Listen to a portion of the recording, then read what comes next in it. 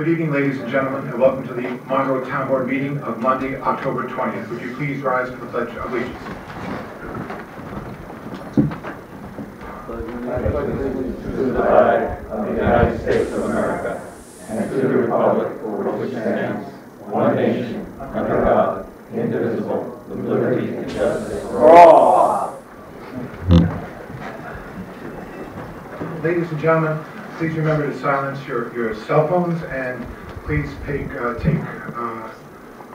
note of the exits behind you to your right and to your left and to our back left. Ladies and gentlemen, I'm not feeling very well today, but that being said, I'll try to move this forward. A couple of things, and one has to do with a new protocol that we put together, and this is with the approval of Council Mike Donnelly, a press protocol for the Town of Monroe board meetings. It reads as follows. The following outline is a guide, film, digital, and written press.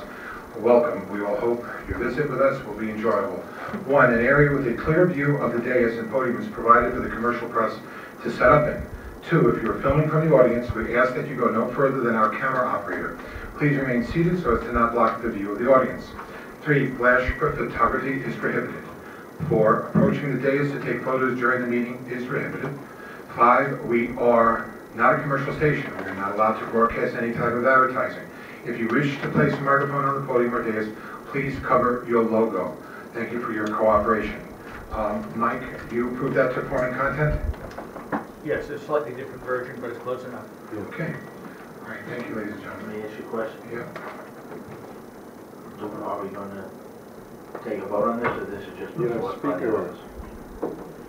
I don't know if we need to take a vote on that, right? We didn't Yes, have. if it's going to be your policy, you're going to need to vote on it. Okay. We need a motion. I'll make the motion that we adopt the press protocol that's been outlined to you right now for the Town of Monroe board meetings.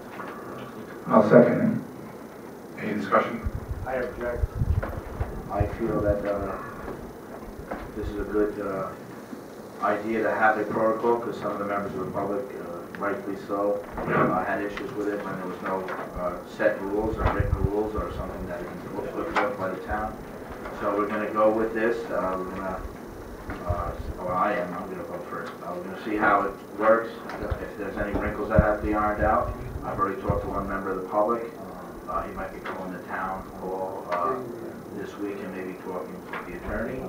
And we'll move forward this as it is for now. But tonight, anyone who was already stationed in a place that's not in agreement with this, we're not going to force that tonight, because the town, I talked to a member of the public, I don't think it would be fair to make people change seats now. So this will actually go into effect at any next meeting of this town board, including special meetings or anything of the sort.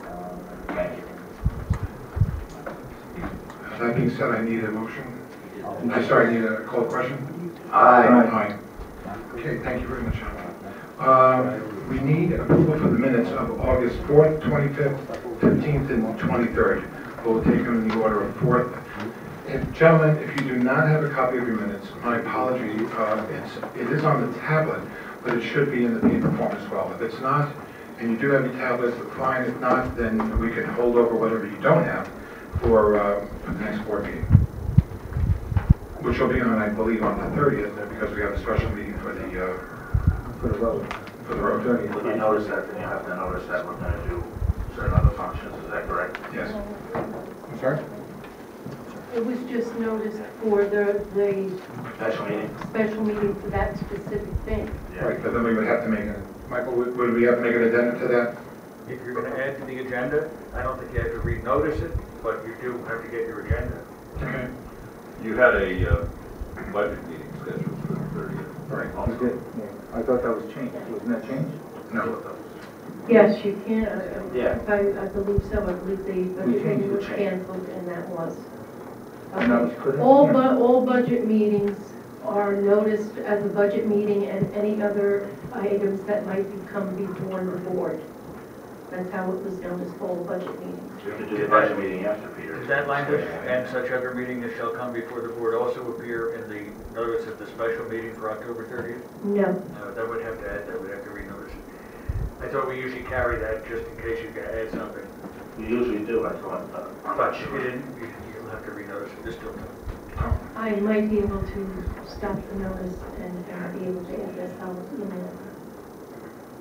How do we want to proceed? Let's see if Mary Ellen can do that. I, She'll let us know tomorrow, perhaps. Yeah, I'm sure I'll be able to get that added in. Okay. Yeah, I don't think it'll be a problem. So what language will we put in, Mike? And such other businesses shall appear. Shall come before the board, same. Okay, that sounds great. And before I forget about budgets, we had a budget meeting the other day. We have a population here of 50,000 people, and as many of us know, the budget is probably the one place where you can come and learn about so much, ask questions, and spend a pretty good amount of time. I want to thank Dennis McWaters. He was the lone voice outside of the board, and Peter Martin that night. So we spent a number of hours together, and I want to thank him for the time and the opportunity to know that we have somebody out there. What was it, Mary there also? Oh, I'm sorry, Mary Bingham. Mary, are you there? My apology on that. He's a department head though, too. She's a department head, yes, she was, but she was there as a resident. Later on. But we did have Dennis there, and I thank him for that. Upcoming meetings, dates, and general announcements. The Town of Monroe Compost Facility is opening on October 25th and closing on November 22nd. It'll be open on Saturdays from 10 a.m. to 3 p.m. There is a special meeting on October 30th at 7 p.m. as we just mentioned, and that's regarding I believe there were 7 developments regarding the grandfathering of the road specifications. So we'll be hearing from the public there, as well as any of the representatives for the developers or the developers themselves. Also Mark is here. And the town engineer, Mark Edsel. Good news on the Town of Monroe Boathouse. We did close on Monday, this past Monday. The last week actually generated, for those last 3 days, a little over $1,000, and the ending revenue was $37,457. The Monroe Dog Shelter is now sponsoring a dog talk with our new animal dog control officer, Edwin Diaz. So you'll probably see that on channel 22. It's called Dog Talk with with Edwin Diaz. He's a retired NYPD, and he is pretty knowledgeable about a whole lot of things, and this is one of them. We have 5 dogs ready for a new home, and he looks forward to you folks stopping by and saying hello to the dog shelter. We already discussed the press protocol a couple of moments ago. A couple of updates. One, and I'll use this jointly in regards to the movie theater and the town hall. Both the town hall and the movie theater, the town hall to a greater degree, tested positive for the presence of mold, as you remember. Part of our concern, and we had mentioned it to the press, we mentioned it amongst ourselves and to the public at large, was the extraordinary cost of having to mitigate these issues, especially since there's no regulation under the state or county guidelines which would require us to meet a certain standard. It's a standard which is a standard which we meet. The burden of proof and concern is something we meet ourselves. There is nothing that requires us to do it other than our conscience. We were unfortunate enough regarding the town hall that we had a number of complaints by the employees and some of the residents that they could not only smell the mold, but they could also, it was affecting their breathing. So we took the extraordinary step to close down town hall, and I think all of us look back and say, yes, it was a big thing, but we needed to do it. Part of the big step was now who's going to pay for it? And that goes as well, and we'll use the movie theater also, which is tested positive, not to the extent of town hall, but regardless, for the presence of different forms of mold. That being said, we wind up with a position, how does it get paid for? We have the New York Municipal Insurance Reciprocal, and we've been a member or a shareholder. We have an equity interest in this organization, which is a collective, which is run under the Association of Towns. Peter, if I'm misstating this, let me know. And we've had them since the inception. Peter, as far back as I go, and I know that when they first formed. When they first formed. They are they're partners, and the idea of them coming in and getting walloped with some outrageous prices on mold mitigation was something that we didn't want to do. So we worked very hard. The gentleman's name is Mr. Dale, and they're going to be picking up almost the entire cost of the move, of the mold mitigation, as well as the temporary storefront for Mary Ellen, and that's for your tax collection. So the original exposure financially to the public, which we thought was going to be well in excess of $100,000, most of it is going to be paid for by the New York Municipal Insurance Reciprocal. The billing will be directly to them, so we don't have to go through the long and extensive effort of a request for proposal. They're the ones who are going to be doing the work, so we'll be, I hate to use the term sitting back and watching, but yeah, most of it's going to be under their authority. So we'll be doing that with the movie theater, with the town hall. I know that a number of people have foiled some information regarding it, and as a result, we took that opportunity with the foil to ask the other municipalities in the school district. And the reason I'm going to bring this up is for good reason. It seems though we're the one municipality that seems to be actively engaged in making sure or ensuring that the issues of mold are at the forefront of the public's and the town boards or village boards' concerns, in that we have the results back, we have the filing for the claims, and we're doing something which, in the scope of our responsibilities as a town board, to be able to improve things. Regarding the village was still waiting after many, many months for their, as I think they use the term, long overdue results. That was a couple months ago. Here we are a couple months later. We're moving forward. We hope that they will join us. We were looking at their data sets as being something which we could use as a baseline, but we're establishing our own. I also want to thank the Monroe Woodbury School District, because I had contacted them about their protocols that they had followed or would follow. And again, these are absolutely voluntary, not mandatory under state law. They also were very helpful in that they recommended to us a company that they use, not in terms of the mitigation necessarily, but in terms of the post-mitigation of mold. And it's a company called Odorox. You can look it up, they're on the web, and these are extremely responsible. It's a very responsible company. They have machines, and I'm sure that there are others that have similar kind of equipment, but they have machines which draw in the mold, and it's either filtered outside or vented outside, or it's filtered within the unit itself.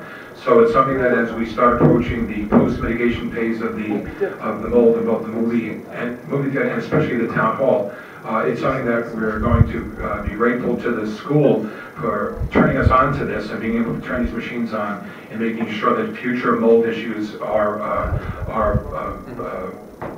dealt with the kind of technology that seems to be accepted not only within the industry standards, but also by the New York Municipal Insurance Reciprocal as well.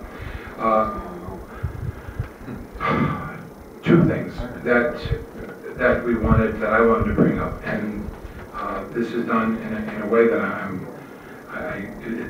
it's been pressing on us terribly since Friday when it first came out. First, we read in the photo news from Mr. Ben Friedman. You'll recall Mr. Friedman is a Hasidic gentleman that has come up here and spoken, and he writes in part, and I'll just, when people drive by in their cars, they scream out in order to frighten me. That in and of itself is discouraging, because we hope that we're more of an enlightened society than people driving by in their cars and screaming out to frighten the person. However, on Friday afternoon, some of you have read that there was an issue with the Monroe Junior Varsity football team. And this is a team of about 50 young folks that somehow things got allegedly out of hand, and certain statements were made, and as a result, Elsie Rodriguez decided that she was going to suspend for the rest of the season the team because of the initial statement was for bullying. exactly what does bullying mean, that will obviously come out later on. However, I had spoken with Elsie on a number of, the Superintendent Rodriguez on a number of occasions, and one of the things that we had discussed is how to best preserve the integrity and the reputation of Monroe, and part of that would be to bring people in to be able to help educate us, to help let those wise voices that are sometimes more accustomed to dealing with issues of discrimination, issues of racism, issues of poor use of language to describe others. And she agreed she agreed today, and we had agreed in principle to have the Simon Wiesenthal Center in New York City come up and do a series of workshops for the children and for the folks up here. The gentleman's name is Rabbi Stephen Berg. We spoke with him today. Joe Pentland did from the Village of Kiryas Joel, the superintendent there, as well as Elsie Rodriguez and myself, to be able to coordinate these workshops. The workshops really have not been defined where, when, and how, but they will be in part done by the Simon Wiesenthal Center, and we're looking at the Anti-Defamation League as well as the NAACP as being sponsors or joined in this pursuit of trying to redefine language so that it becomes a little bit more fitting the character and the dignity of the people here in Monroe. That being said, I just wanted to mention it to all of you because many of us have children in the school district. When we read this, the parents were extraordinarily upset and distraught because some of them feel as though their children are being somehow lumped together. But we're all lumped together in this attempt to try to craft a better life for our children.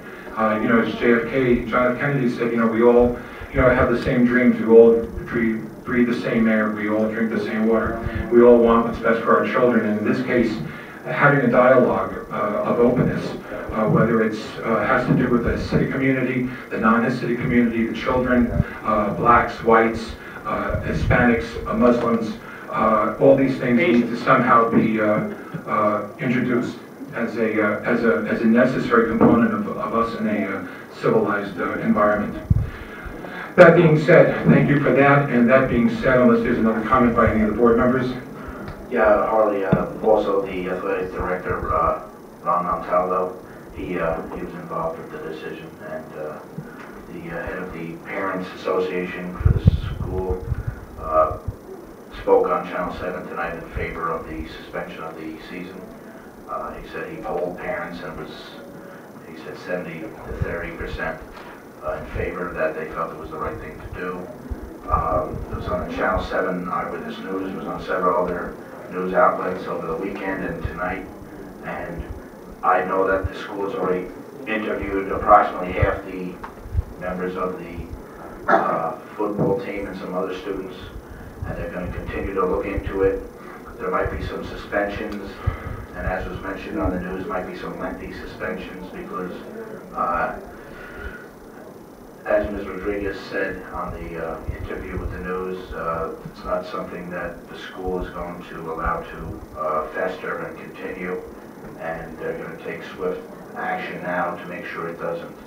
I commend the school district and the athletic department on doing what's, you know, suspending the rest of the season is a big step, but they felt it was necessary, and I hope that they get to the bottom of it. They have approximately at least 10 students they know that were involved in this kind of behavior. There might be more, and they're doing their investigation, so we'll just have to stand by as a community and wait till they come up with their findings. And I do commend them on taking action in this serious situation.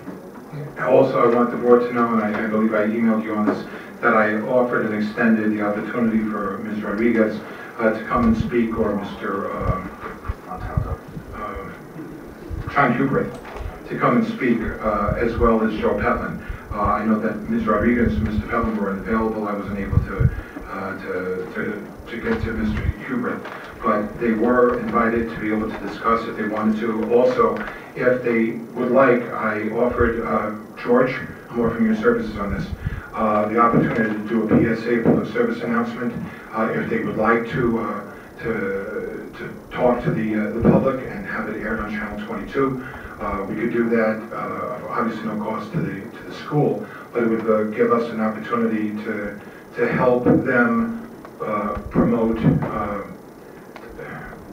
issues of tolerance a little bit more effectively and along a stronger line of communication. So I thank Ms. Rodriguez for all of her efforts. This is a genuinely extraordinary educator, and what she's done in such a short period of time to undo some of the damage that was done so vehemently.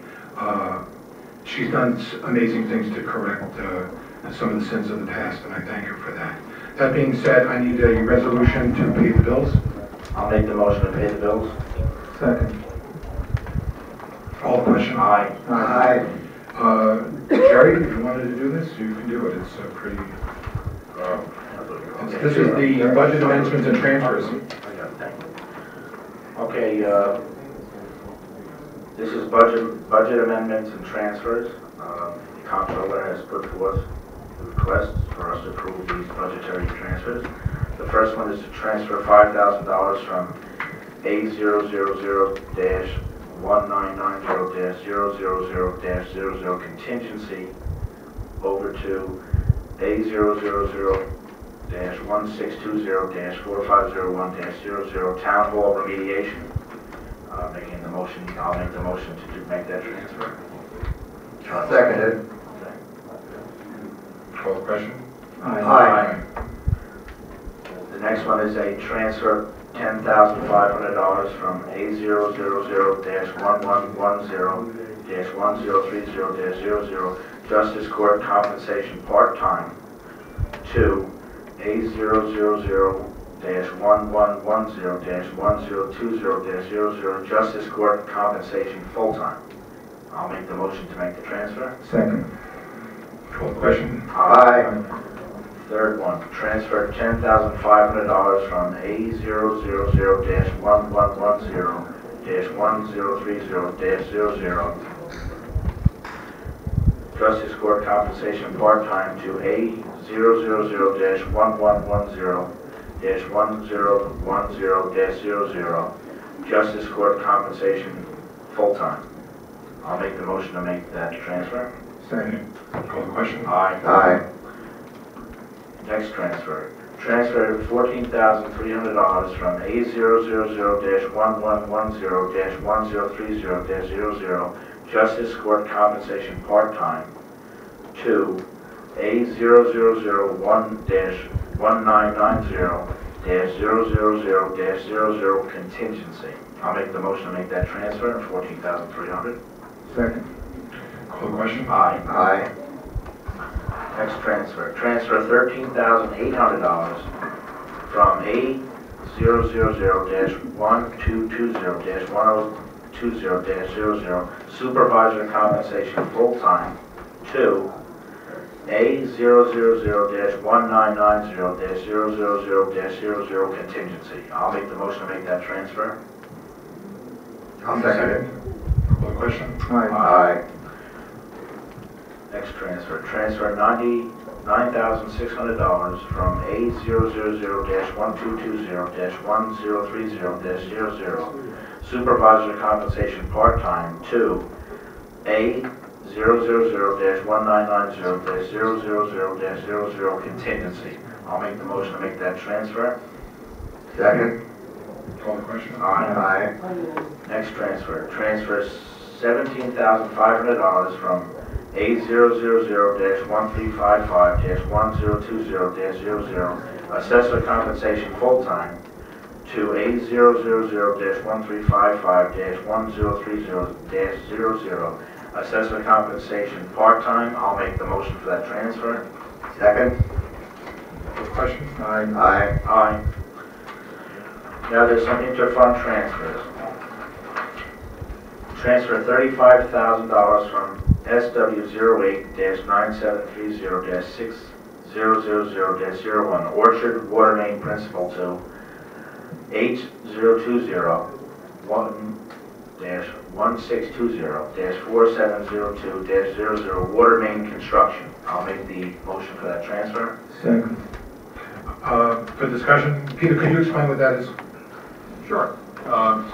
We had in the budget for Water District 8 originally built in a band payment on the money that we expected to borrow.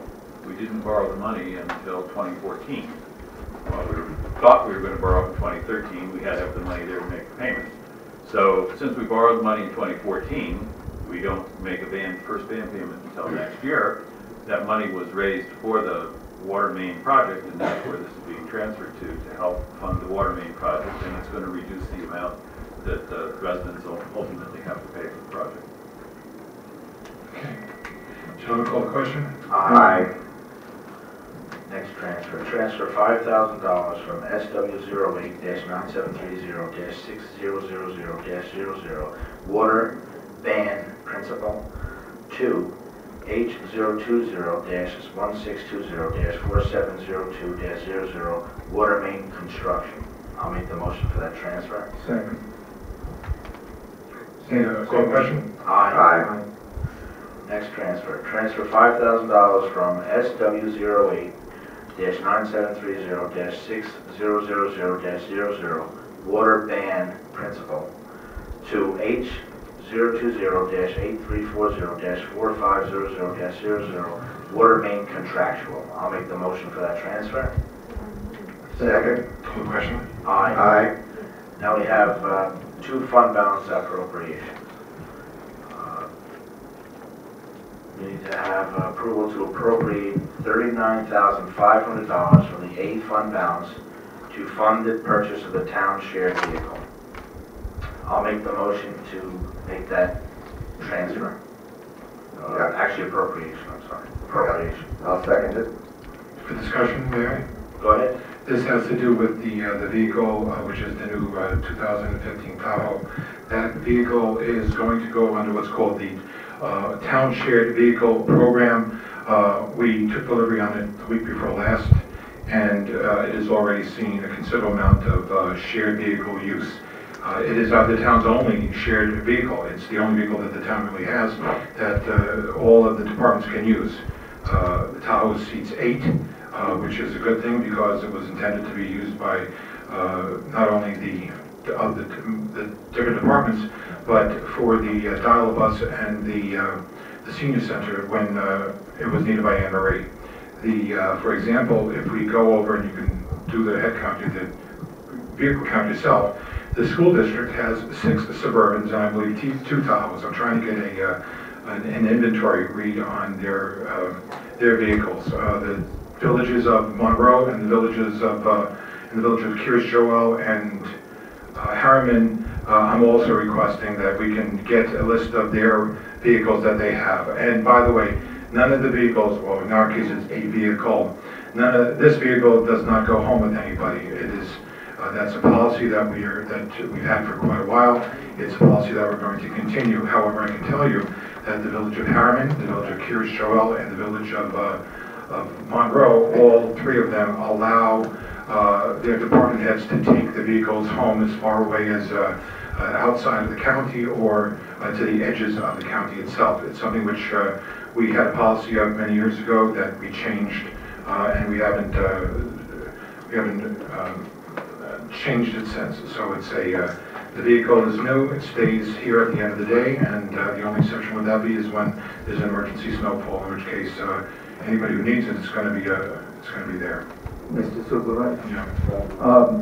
We already took charge of the vehicle A, correct? Yeah. And we did have that policy 5 years ago that we stopped Yep. because people used to take a vehicle home. They used to take it to. And the problem was of liability. So we recognized that and we stopped it 5 years ago. Yes, we did. I'd also like to comment that the vehicle, something I noticed is American-made vehicle. Yep. It's a UAW manufactured vehicle, United Auto Workers, which to me means something special. And I'm sure to many people in the audience and at home. So it's American-made, UAW-made, made with pride. The sticker on the window says so. And hopefully we have a lot of good luck with it for the town. and a lot of good, safe usage for the different departments that will be using this vehicle. So I think it was a good purchase that was spearheaded by the supervisor. I think it was overdue, long overdue, and I think a lot of people in the town employ and on the town board will be using this in our town and around to do town business, and not just doing it in their cars or in vehicles that are not town vehicles. It also will be, I think the supervisor said, well, we have a magnet on it for the town, identifying it. Well, Mary Ellen and I are disputing. Oh. She has one idea, I have another Right, idea. well, whatever it is. I know she's right in many ways, but, I think we should identify the vehicle. all right. So No, people will see my it. suggestion was the metal decals that go on the sides of the car. If you leave them on there, they do fade the vehicle. So for trading value, when you take that decal off, the paint. So I said put it on the windows. It's a good idea. One way or the other, people know who's, when the vehicle is going around. And I think that's also important for any municipality to do that. But this is So I'm very happy that it was made the way it was made. I think it's very necessary, long overdue. And once again, USA made and UAW manufactured. I'm very happy with that. Thank you. Call the question then. Aye. Daniel, do you have anything else? No. Call the question. Aye. Next one, I request your approval to appropriate $5,000 from the B fund balance to loan the SW-12 to pay engineering costs associated with the pressure tank replacement. Peter, again, can you discuss this one? I'll make the motion. Yeah, I'll second it. Discussion. So you like some explanation? Yeah. A couple of years ago, the pressure tank at Water District 12 failed. And a temporary fix was put in place. It's been hanging around for a while. We're trying to get the help, the water department is trying to get the health department to approve a change to replace that tank. Unfortunately, with the new laws, the tank can't be a tank in the ground, it has to be a tank above ground. So now we're looking at an extended project for Water 12, and we've incurred engineering expenses getting to this point. We're going to have to develop a budget, have a public hearing, borrow some money in order to be able to get the tank, which has been delivered, but the health department won't allow it to be put in the ground. So they're going to have to build a building and around the tank and replumb it that way. So we're moving forward. We have expenses that have to be paid. This is a loan. It would be paid back to the B fund when we borrow the money for the project. Okay. That'll go on there, Dan. Yep. Mary, you here? Mary Bingham lives in Sewer District 12, so He's not here. she tends to be pretty involved in this. Gentlemen, that being said, unless there's any further discussion, call the question. Aye. Aye. Aye. Peter, I should have done this, and I had it on my memo, but whatever happened. The dog shelter had requested $1,050 for clothing and for equipment. I thought we had made a motion for it, but Mary Ellen reminded me that we did not. Okay, so This is you would want to transfer that from contingency. okay, it's $1,050. It's for clothing and equipment. Gentlemen, as you know, some of the animals that we have, they may be adorable to some people, but they're certainly, at times, they are a handful. We need the right equipment to do this, and the idea of having a minimal amount of equipment when these men are exposed to some of the issues that a dog with razor-sharp teeth that's somewhat out of control, we need to make sure that we have the right tools to be able to make sure these guys go home intact. So this is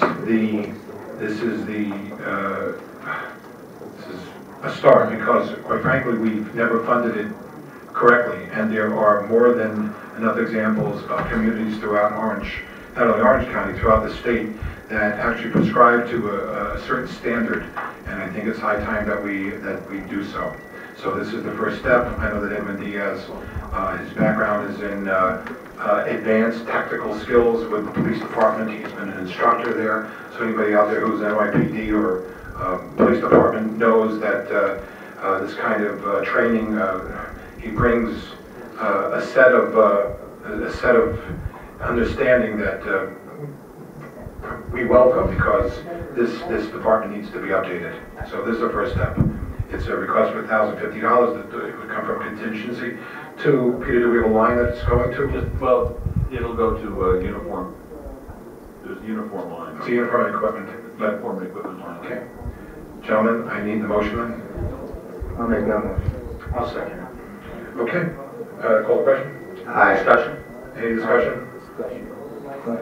I think it's important to do this, the safety of the men and any women who would be working now or in the future at the dog shelter. We've had issues in the past where a couple people who worked there had gotten bit by some aggressive dogs. And when you're dealing with some of these dogs, it can be scary for the person, even if they're experienced, because a dog with a heavy bite pressure, like a pit bull or whatever, can really do some damage to you in a hurry. So I think it's a great purchase, and I support it. Thanks.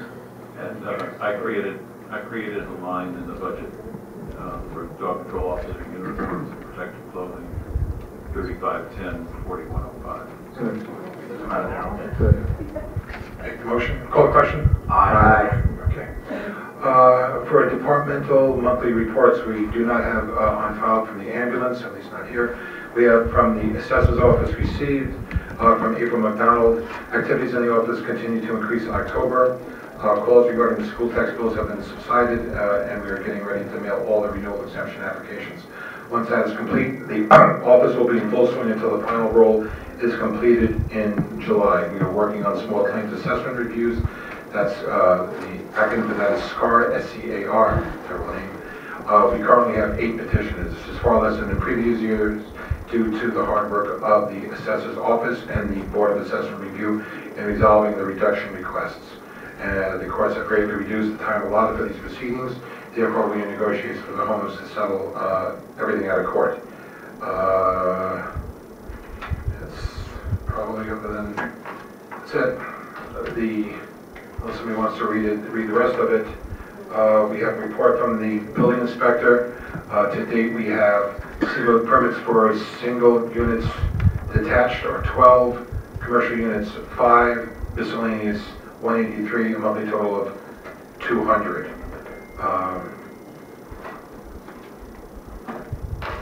We have the report for the permits by type to correspond to what I just mentioned, and that is on the with the town clerk, if you'd like to review it. We have the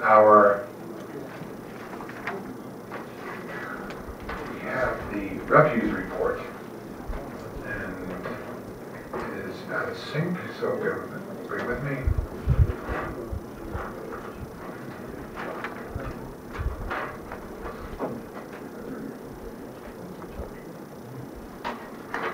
Complaints, you can, again, are on file. We have the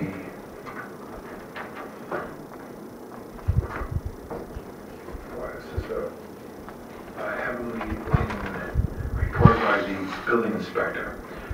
We have the monthly report from John Ebert from the Conservation Commission. Ward, if you'd like to say something, you're on it. Otherwise, if somebody else. Sandy. Otherwise, anyone? Ward? Okay. It's a monthly report. Town of Monroe Conservation Commission vacancy. The Monroe Conservation Commission welcomes the new appointment of Ms. Bonnie Franson by the town board, together with recent appointments of Ms. Sandra Dunlap. If any of you have a chance, read these folks their resumes. They are really quite impressive. So I think we're very fortunate that we have 2 people that came on board. It's usually an overlooked Commission, but George, I'm going. I'm back. You're putting on the clock button. Okay. The overlooked, but certainly an important part of the town. So if you need that, you can review that with the town clerk as well. For the courts, we received the fines and fees are a total of $10,353. Monroe Dial-A-Bus, the Reservations since transport, a total of 2,165, seniors transport at 617, handicap transported 344, express route transported 975. The dial bus had a total of 2,165 riders and traveled a total of 8,423 revenue miles. The dial bus is requesting a garage for the new buses. 2 buses went to BOCES for a 19A refresher course and both passed. The 917A, which is a requirement by the Department of Transportation, was completed, as well as the third quarter report. I believe there was also an increase. We started the Saturday run, and it's been extremely successful. So for those people who are taking advantage of it, please continue to do so. For those who need to be able to secure some kind of a ride on Saturday, call the dial bus and we'll try to make arrangements for your pickup. Remember, the price is 50 cents for seniors, and I know that other municipalities have done away with their dial bus, or they've increased their rates, but we managed to be able to maintain them. And yes, it is a service to the community, and we operate at a loss, but we operate at a win-win situation when it comes to being able to provide transportation for these folks. So we welcome the opportunity to continue to do it, and we thank the people who are doing it. That being said, we have the report from the dog shelter. There are, I believe, 5 dogs. There were 8 lost dogs, 6 captured, 5 impounded and redeemed, impounded and remained 2. Current boarding population 5. Dog investigations conducted 2. Cold case investigations 3. Dog complaints of animal cruelty, there is 1, unfortunately, and the dog owners charged fees would be 5. I also want to thank anybody who's out here that's ever had their dog taken over to the shelter. I want them to know that the dogs are treated extremely well. They're cared for and they're loved until the owner can pick them up, and I know that just recently we had a gentleman who had lost his dog and was recovered, and I know that he was happy with the way that the whole process occurred, and we're happy that he got his dog back. We have for the refuse report. This is probably the most impressive. Let's see how we did this year, this week, this month. We had, let's see, 51,000. Total weekly refuse residential pickups 2 times per week is 6,030 families for the town of Monroe, the village of Monroe and village of Harriman. Total refuse pickups per month, 51,858. Recycling pickups, 6,030 per month, 25,929. Total pickups and refuse and recycling is $77,787. The current monthly charge per customer for 2014 is $24.50. That is a small amount of money compared to other municipalities. We could look them up, and you would find the same answer. We had 1 complaint, and that's 1 complaint too many. And it's also with a gentleman who had complained on Skymonk about the trash there, and the complaint was for litter strewn along Skymonk. So actually, this was not a complaint for the refuse pickup. It was a complaint about litter strewn along Skymonk. And I spoke with the gentleman on a couple of occasions last week and the week prior, and we're hoping that we can wind up resolving this litter issue in a way that satisfies everybody. So actually, there were no complaints for the village for Morangi Karting. However, Morangi Karting, and Mike Donnelly, please help me out on this one. I know that Morangi had requested, because I have it in front of me, I requested for a return of their bond money, cash bond. A reduction. A reduction. I'll prepare a resolution for your next meeting. I thought we were waiting to straighten out the legal. Right. Exactly right. Because But I'll prepare a resolution to be prepared. without that, even though I think the board would entertain this, I don't think we have enough information to be able to do it. So it would be a reduction of the bond. From $739,000 $739,000. 200 and change. So without the additional information, I don't think we're going to be able to move forward with it. So I'm going to ask the board to table this until the next meeting, or until we get the information and pass it on to council. Okay?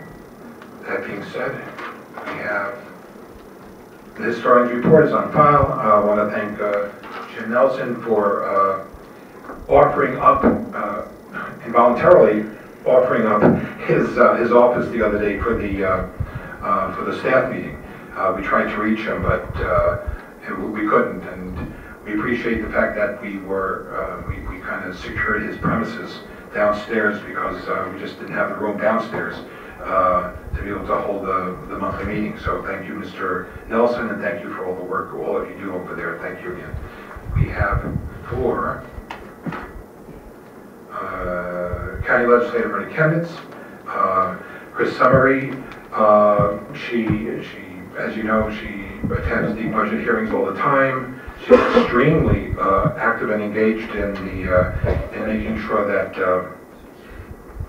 Valley View and those folks remain where what they call home now, and we thank her for her efforts in the things that she does in representing this community.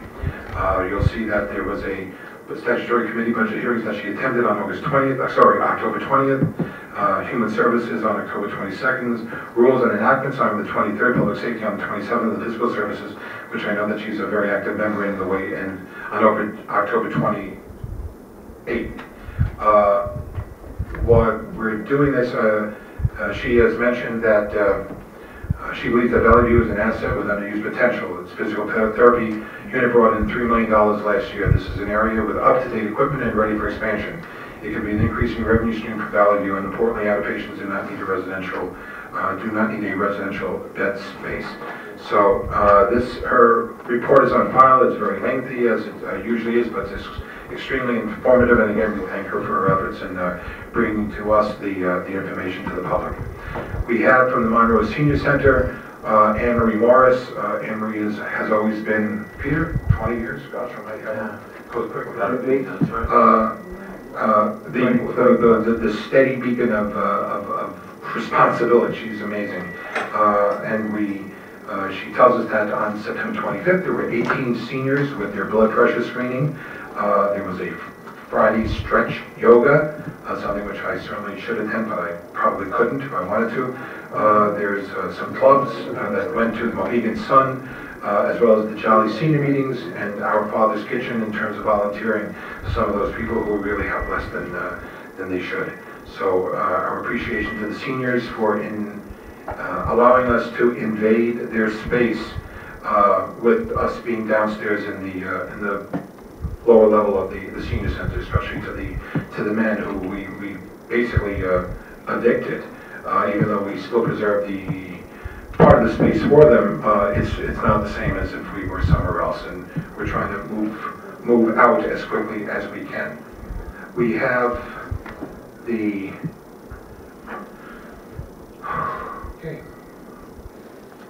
we have a request. Mary Ellen, anything from the town clerk tax collector? Just that I am waiting to hear from the DEC in regards to the hunters, any extra doe permits that may become available. The minute I hear from the DEC, I will announce that my office will open at 6 o'clock in the morning if it's Monday through Friday, and also if it is on Saturday or Sunday, I will open up on 8 a.m. So once that information does come to me, if it is at all possible, I already spoke with Bob Quinn, he will make sure it gets in the photo news, but I will have it on our website and also on Channel 22. I've also told the hunters to please call my office so they, it's a first come, first served basis, and we like to have every opportunity out there for them to get them before they're closed. The other thing is, I'm hoping that I'd like to say that maybe, hopefully on Halloween, we'd be announcing and putting out our new website. Okay. I'm Yes, hoping for Halloween. Okay, well, I'll make sure that I do my job to get it out there. So, Also, one big thing. You can talk about it, or I can talk about it, we can talk about it, and that happens to be back with NYMER, with the mold. Part of the inordinate burden of this mold is what we do with documents. Mary Ellen was extremely, and hats off to her on this one, because you talk about a difficult to grasp kind of a concept. Now, what do I do with all these documents that under my charge, and there are a lot of them? Well, that process in and of itself is a major task, and Mary Ellen, I'll let her tell you, secured the wisdom of the state archive. I spoke with our regional director, and we've gone back and forth, and I asked them for a recommendation of companies to come in, look at the documents, and have them cleaned. And then Nymer came into the picture, and they both recommended the same company. So I was very happy to hear that. I'm just waiting to move forward, because it will be a process of taking the documents out, getting them cleaned, and then finding out where I'm going to put them, because I will not put them back in the basement until it's remediated. I'm hoping maybe we could find something else and not a basement. Okay.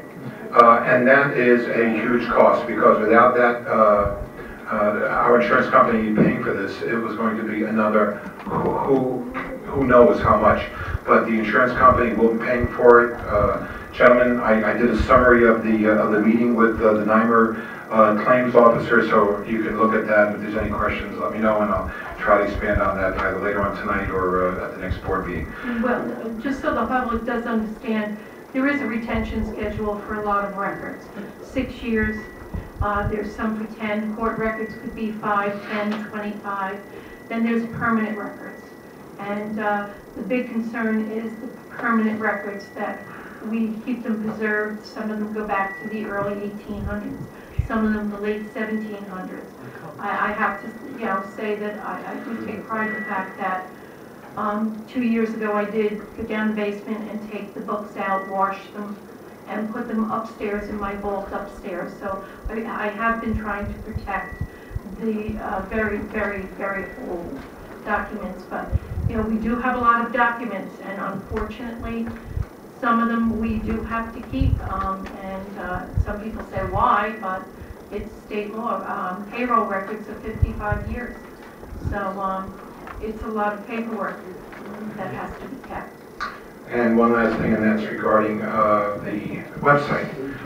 For the public, I at my cost, I have 40 copies of both, I didn't do Peter's yet, but I'm going to provide copies at my expense for, and also on the web, the depositions for the movie theater from Mr. Anthony Bizzano and from Mr. Martin. And I'm sure that the public will go over the transcripts, these depositions, and they will find some interesting information. I know that when I was away, I heard Mr. Dr. Martin discuss or defend some of the parts of that deposition, and I thought that it would be appropriate that if we have those depositions, we should be more than thrilled to be able to post them. I'm going to make copies of them at my expense so that the public, if they want to, they can pick them up. And I think they'll all of you will be somewhat more informed now as a result of the depositions than you were earlier. That being said, we have no report from the town park, the town engineer, nor the water district. Peter, you and Tony are probably the best to discuss the water district. You've worked well together in getting this together. The water district, we've had a large project that's been going on in the Hoffless Water District to replace major, like now it's up to like 2,600 linear feet of water main. And the Dry Hill Lake Road water main extension was completed last week. So now the main has to be tested. Once it's pressure tested and passes, and then water samples have to be taken, and after that, the Jack Cherry Water Department will be connecting the homes on Dry Hill Lake Road to the new 6-inch main. There's a 2-inch piece of main that's left in Orchard Drive that has about 5 houses connected to it. One of those is making arrangement to get transferred over to the new 6-inch main that was in the road installed by Quick Check. 2 more houses need to be connected. The water department's going to make sure that the stubs for those houses are installed, because they involve cutting the road and running a stub to the curb stop. That will be done before Orchard is paved. Tony can talk about Orchard being paved. So for water, that's pretty much where we stand right now. We have 2 projects that are open. One is in Water District 1, there's a pump controller that needs to be installed. The parts are finally all there. And this involves also a new air pressure system as well. That has to be installed. And in Water District 8, we have level controls for the tank that were never installed in the original tank project that sense the water level in the tank so that you don't over pump the tank and waste water by having it spill out the top. And those controls are here. They're working on the final details of installing those controls, and there is electricity at the water tank site that's been there for a while, so hooking it up won't be a problem. So we're moving along very well this year with water. What? Oh, the park water main, Tony reminds me. Yes, up on Visha Park, problem up there is that there appears not to be an as-built for how the water main was run from the pump house over to the concession stand, and the reason that we've had the porta potties out there this year is because there's not sufficient water pressure at the concession stand. There's a leak somewhere in the line, and about the only way to find out where the leak is, if you're going to keep the existing line, they're just going to have to start punching holes and follow the pipe until they find out where the leak is. So that's an ongoing problem that they've got in the park. And hopefully they can find that leak before it. Sure. But that's about it. You want to talk about Orchard? The drainage? Yeah, Highway's been very busy with roads. I'm sure you've been traveling over them. Orchard Hill drainage and basin system, Hoffman Cross, the crossover pipes and basins, Overlook, basic control, Reinheimer Road rehab complete, High Ridge rehab complete, Gatehouse 80% complete, just waiting to get a blacktop. East Monbassia Road 12-foot drainage system, basin and rails, that's guide rails, complete. It's been an ongoing, how can I say, issue for about 10 years. And the funds were available through FEMA to fix this, and it's all complete, so when it does rain heavily, it won't wash the road out, hopefully. We did get a lot of water. At one time, the water was 2 feet over the road. So hopefully with the new rearranging of piping and drainage and strengthen the inlets, we won't have that problem. We're 80% snow ready. Nobody wants to hear that, but we are. We have 2,000 tons of salt on hand. We've been rehabbing trucks to make them more salt friendly, to keep them from rotting. We have a process that was brought on board, and it seems to be working. It's been tested for 2 years. It's something that I did private sector, and it's working fine. It's keeping all the controls and all the components underneath our large trucks from corroding, which is a big issue with trucks. So we should be able to get another 3 to 5 years out of our older trucks, and our newer trucks should last approximately the same. Revenue that the town has to look into is the Orange County contract for Harriman Heights Road for snow plowing, and also Cedar Cliff Road. It needs to be adopted or reviewed. The county's waiting on it. Thanks to the town, Highway has or is going to receive a new tandem and a 550 Ford mini dump truck 2-yarder for snow removal in the town. Tony, I'm sorry, do we know what the status is of the tandem? I know that. Yeah, trucks right now looking for the end of December because they were ordered right up. You were ordered late. Okay. Let me see what else we have. Older trucks. Lake Avenue was 150 feet of guardrail installed around a hazardous corner, which will protect all the residents if and when it gets icy, which I hope it doesn't, but it's inevitable. We've installed different drainage systems on especially Gatehouse Road, which never had a real road. It was only an oil chip road. Now it's equipped with full drainage, and it will be topped off shortly as soon as Board Paving finishes some of the other projects that they're doing. It's ongoing. We subbed out the subcontractor for Hoffman cross basins. We had to because the time frame is getting very short. Snow's around the corner. Our leaf equipment is ready to go. Compost is open. I believe Wednesdays and Saturdays. I'm sorry, I didn't correct. Saturdays only, from 9 a.m. to approximately 3 p.m. If you bring your 10 a.m. to 3 p.m. 10-3? That's what this Okay, says. correct it again. Bring any compost you have, leaves, branches. We offer chipping to reduce them down to mulch.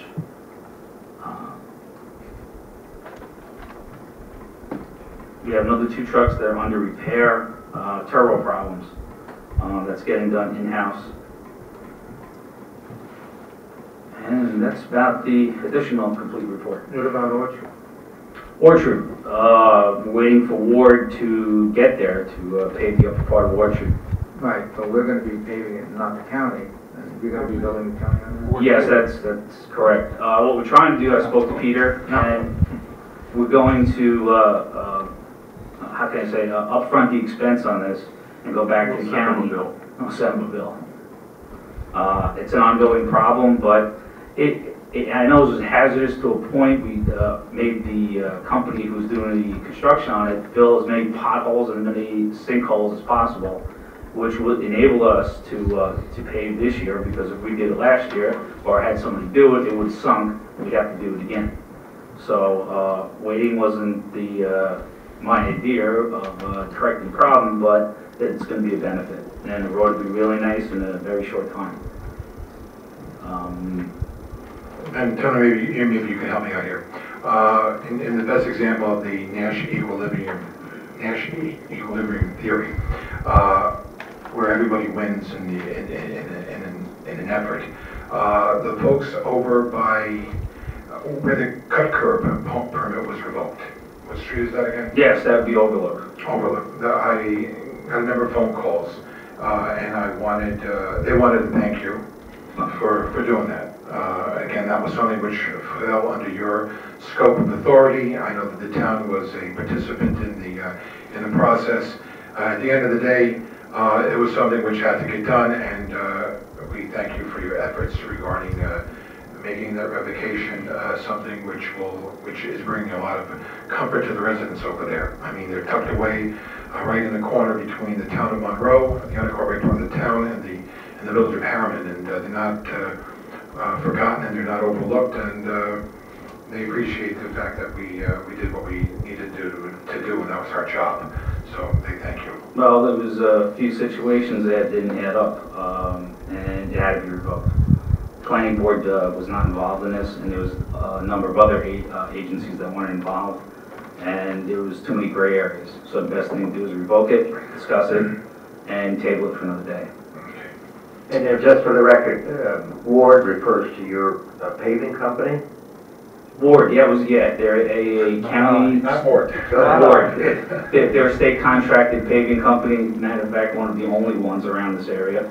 And they're extremely busy, and that's why a lot of roads are taking longer. Most of the roads we're doing are just aging roads that from the beginning they weren't right, and we're doing everything we can to bring up to some sort of standard, and so the residents can be safe on the roads. Gentlemen, that being said, Tony, unless you're done? Unless you're not done. I was away for a couple of days at the introduction to the budget. Peter? I just want to say, do you have the county road on your agenda for this evening? Because the county's waiting for a response from the town. I thought we approved it. Contract. It wasn't approved? That was approved subject to a cost analysis being done and the attorney, the advice of the attorney. I know that you two have worked some costs. So now we're It feels, I think we're ready to approve ready it. to go ahead and, well, it's been approved, so all you have to do is. Right. Mike agrees. Format of the we agree. agreement is fine, it was just a number. Okay. So do we need an authorization for me to sign the agreement from the county? Right, that's correct. You have to sign the agreement. That was signed, you just need to sign it, and I need to seal it, and we need to Right. send it up. As of right now, Okay. the two roads in question, Harriman Heights and Cedar Cliff, we travel those roads anyway.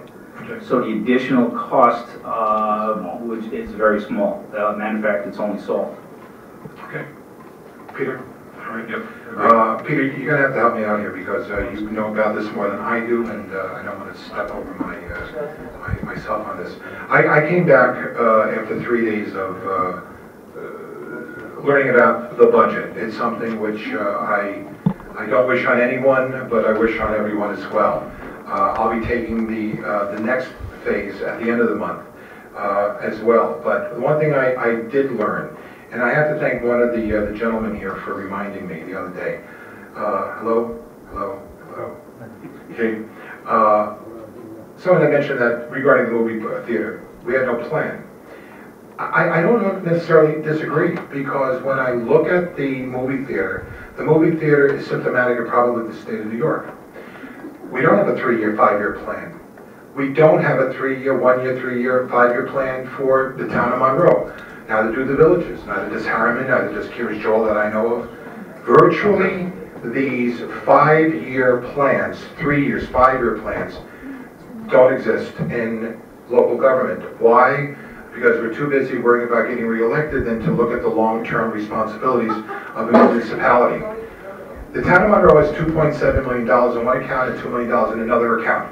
There's not a town in better shape than the town of Monroe in Orange County, something which you folks probably weren't aware of. The village of Monroe is not nearly in the same shape. The village of Curious Joel is not nearly in the same shape. And the village of Harriman is definitely not in the same great financial health that the town of Monroe is. However, we still do not have a 3-year or 5-year plan. One of the things we don't have also, and this is not an indictment of the highway department, we don't have what's called something which conforms to Highway Law 271. And that's the amount to be raised by taxes for the purposes of highway. Peter? Well, 284. 284, my apology. For permanent road improvement. For permanent road And improvements. this year at budget time, we had the draft of that prepared. Right. And it's So we'll something, be able to do that this year. and it's something in the previous years, while Tony was on board, before for 20 years, it just never was done. And it's, Right. I tried to look and find out who has done it in Orange County, what village has done it. I don't know, I can't come up with the information.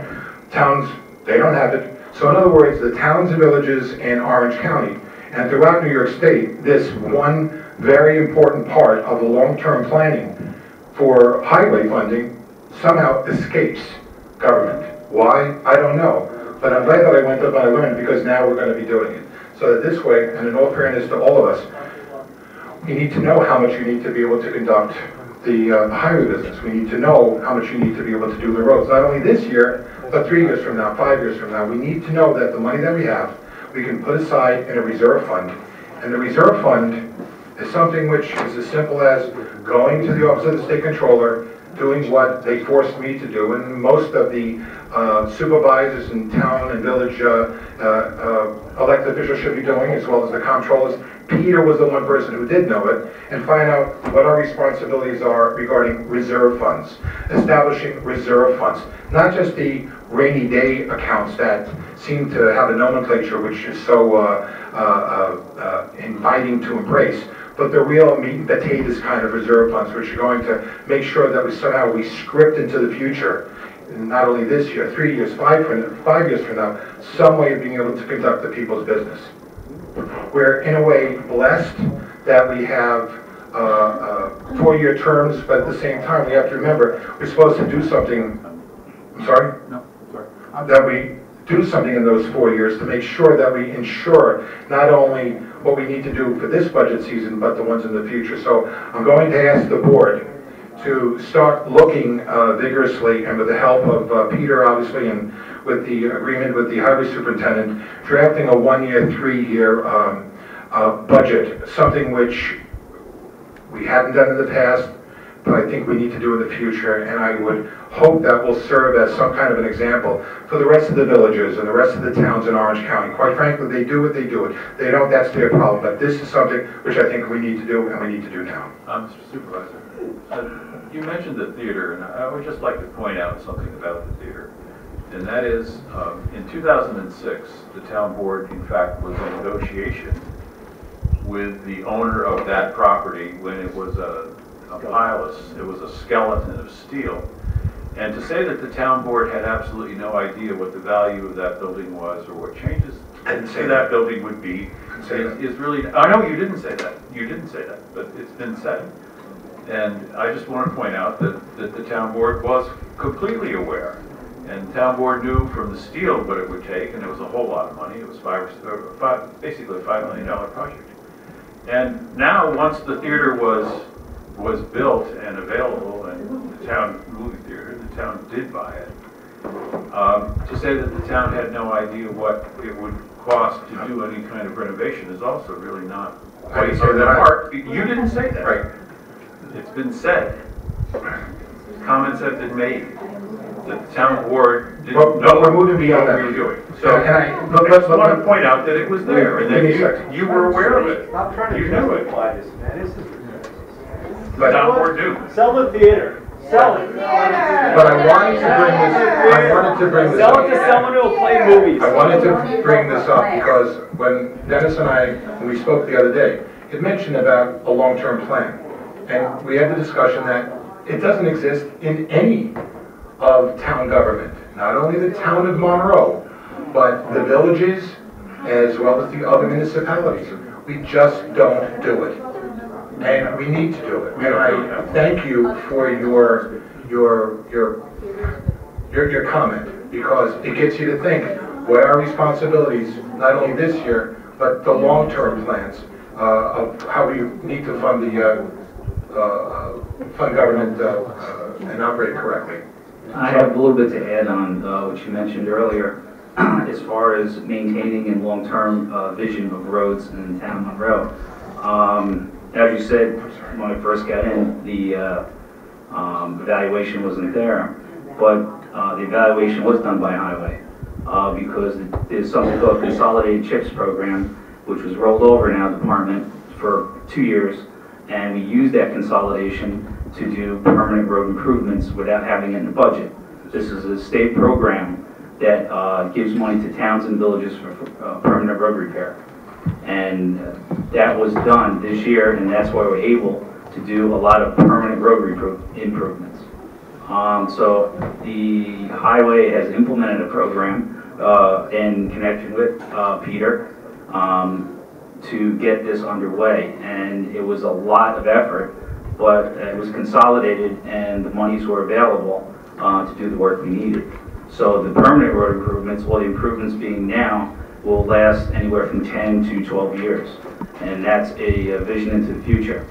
And those funds not only were available by rolling them over, but they're also reimbursable to the taxing body of the town of Monroe. So all the monies we spend under this program will be reimbursed to the town of Monroe. Peter, 100%? Yeah, up to the amount that we get. The state gives you an amount every year. Correct. That's funded. It's based on the number of center lane Lane miles miles. of the town compared to the rest of the center lane miles of the state. If I remember correctly, you said it's approximately $80,000. I think, yeah, Your like calculation? 78,000 last year, and probably around $80,000 for 2015. That's why we had almost 300,000, 274,000.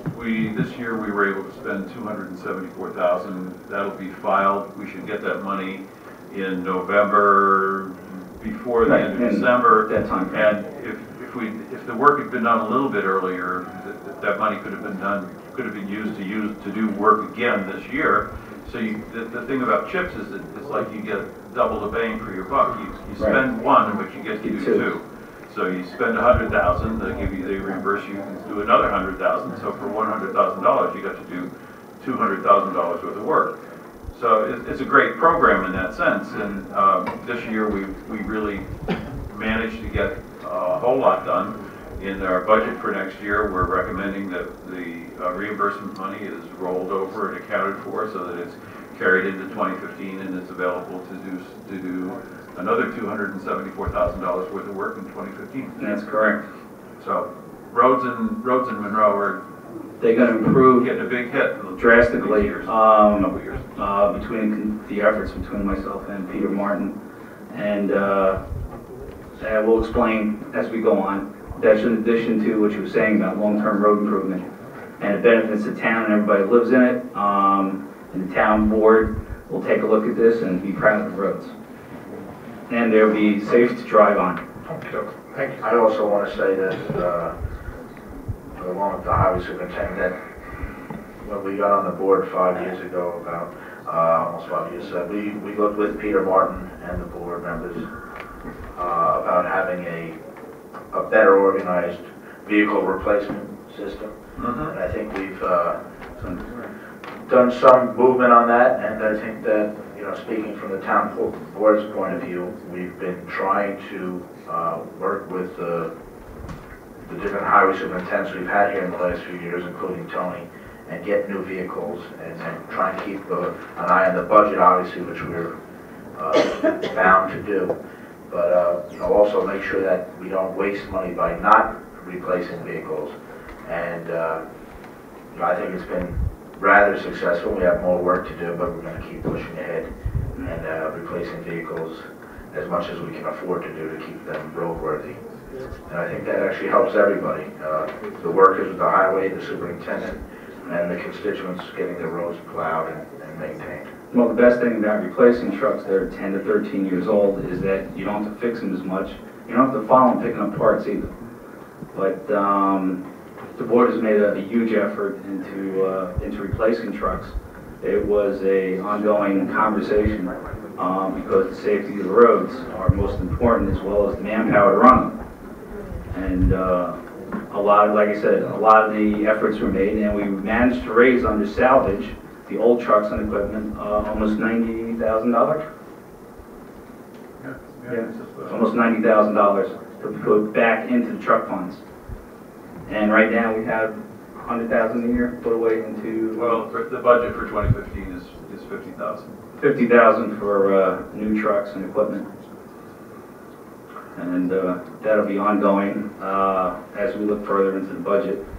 But that also can be used under the CHIPS program to purchase equipment. We try to use that for the roads and find other avenues to replace the trucks that are needed to care for the roads. Sorry. And that's been it. I just want to add one thing to what Harley said earlier. I don't totally agree with him on everything he said, although his sentiment, and I think overall he was right. I think that when you are, like Tony or anyone, any elected official or officer of the town, when you do get elected or lucky enough to get elected, from that point on until you decide to run again, if you do, you just do the work of the town. You got to do what's needed to be better for everyone in the town, help out the highway in budgetary fashion, help out any department you need to. While you don't micromanage, you've got to manage, and you've got to also work together. You might sometimes disagree, but basically just keep moving the machinery forward and get the job done. On that note, I think that the town board has done a pretty good job, and while we didn't have a 3 or 5 year plan, like most other towns in the state don't, villages don't, a lot of that is because as you go along in life, it applies to individuals too. Life happens is what life happens while you're making plans for other things. And the same thing with town governance. You may be making plans to do something for 5 years ahead, but at the same time, it's always a changing, quote-unquote, landscape or situation. So there's variables that come into effect, whether it's budgetary or breakdown of roads or equipment, that you can't foresee, so you just have to adapt as you go. I think that's one of the main obstacles to having a fully implementable 5-year plan for any community, but that's just the way I've seen it. Thanks. Well, you know, Harley brought up the Highway 284, and that's really important because it defines what you want to do for permanent road improvements, and it's also used to justify the highway budget. So that document now you've got a draft for this coming year that can be expanded. So that's a major step forward, where highway road repair is a significant part of our budget. So now we'll have a tool to help do that. So Harley, I'm glad you went to school and learned about reserves. And planning. I know you teach these courses, so, sometimes when you tell me these things, it goes in one ear. Well, then we'll get out the started other, on it. unfortunately, but, I'm trying. That being said, ladies and gentlemen, folks, to continue, we have a couple of education requests. We have one from our new DCO officer. It's for a certified animal control officer course. It's $879. It's something which none of us had even been familiar of its existence. Again, these are certified animal control officer courses. In this case, this is Bergen County Community College. The reason they're going to New Jersey, and I believe there is reciprocity for this, and that's because there's nothing being given in the immediate future, and it's something which is a requirement under state law, I believe. It's a request for $879 to attend the courses. When are public comments? Just out of Public curiosity. This is comment? my first meeting, I just moved here. Next move, 2 weeks. 2 weeks from now. No, I mean after this meeting. 2 weeks. Isn't that a requirement in state law that No. public comments after? Nowhere in New York State is there a requirement, but So we don't have a state law? nowhere is there a requirement. But that being said, we're going to continue, and we'll explain if you like afterwards. We'll explain to you the law. I just moved here last month. I understand. Welcome to Monroe. Okay. All right. That being said, this is for a course, and I'm unclear about this one request. Peter, maybe do you know? It starts on Saturday, October. It's like 5 Saturdays. 5 Saturdays. And it's in New Jersey, and that was the closest one they could find. Okay. So they've been calling all over to find out who offers it. Okay. And it's something that's covered through ag and market law, agriculture and markets law. It does require that these officers have this kind of training. And again, this is something which we were never I've in never heard of it, compliance, actually. but it's something, Tony? No, No, again, you also know, you have found things that are required under law, under OSHA and things, and And historically, have never been done. they haven't been done. Just, Right, we have updated our training program, hopefully we'll fund it more successfully this year. And on equipment operation, road flagging, road controls, traffic controls, the use of chainsaws, and the use of other equipment. What these training courses do is make the personnel that are using them more aware of them and make it a safer environment to use them. And of course, hopefully reducing the liability to the town, right. which is most important. And all the men are in the highway department are extremely thankful for the training. And it's boring at times, but it's very informative. But it gives everybody a better idea on how to use the equipment. So, thank you, and thanks for your efforts in becoming compliant where we weren't before. So this is a request for, I'm sorry. I had talked to the DCO, and he's done a lot of research into the things he has to have in order to do his job properly by law, and I commend him on doing that, and I think this is something that we should push forward. So this is a motion to send the dog control officer to the training program at the sum of $879. Yes. It's in the budget, Peter? I understand it's in the budget for training? Yes. It's amazing, it's $879 for training in the budget, and we've never used it in the budget, it's been there. What's the date? Is that not to exceed? Yeah, what's the date and the time of? Call, you can check online for this. We're right in the middle of our town board meeting, but it's 2 weeks. 2 weeks from now. Okay, thank you. Thank you.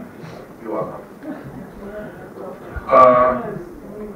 Make a motion. It's eight, how much? $879. And that's absolutely the price. I'll make the motion that we have the DCO go to the training in New Jersey that he needs to do his job properly for $879. To 7 Saturdays. For 7 Saturdays? 7 Saturdays, I'll second that. Call the question? Well, he went this past Saturday, so, Okay. Call the question? Aye. Aye, okay. There's another request, an education request.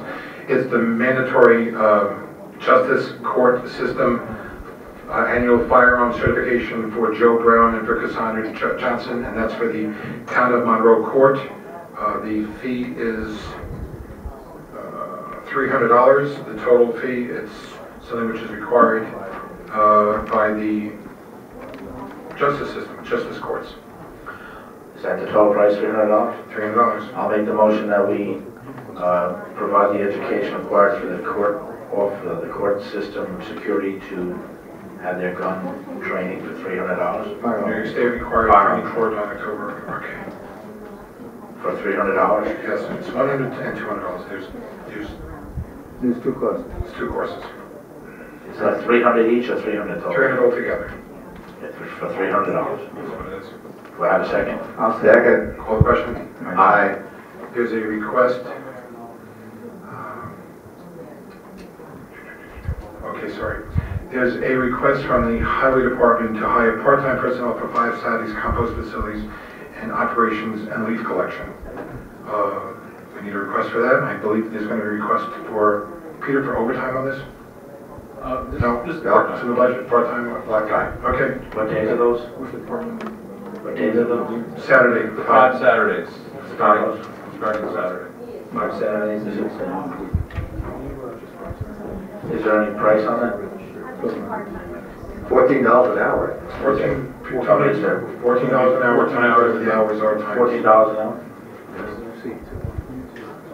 Is that from 10 to 3, Tony? And the 3. And leaf collection. Tony, you can use them for Leaf both. collection is a separate Separate. issue. That's a Okay, separate. That'll be separate. So we're doing it for compost? Compost. I'll make the motion that we hire. Existing personnel, or How many personnel? No. Wait, get to me. It's wrong. You're right, Michael. Right now, you already, I think it's already been passed for 4 Saturdays or 6 Saturdays with highway personnel at 6 hours on Saturday.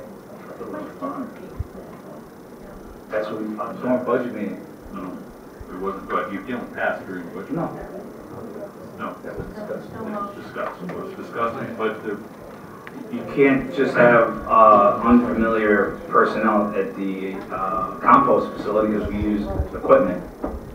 And we don't know if these part-timers, we have no one earmarked yet, that are qualified to do this. So that would be up to the town board. I think you leave in, I know that Tom is.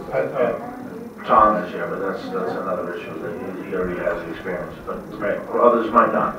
Well, we'll evaluate that and I'll speak to Peter and we'll work that part out. So what are you, just specifically, what are you requesting, Tony, so we know, just so we... Really, 2 part-timers at the compost wouldn't be a good idea. So what are you I requesting? would put at least 1 highway personnel there with the part-timer. Okay.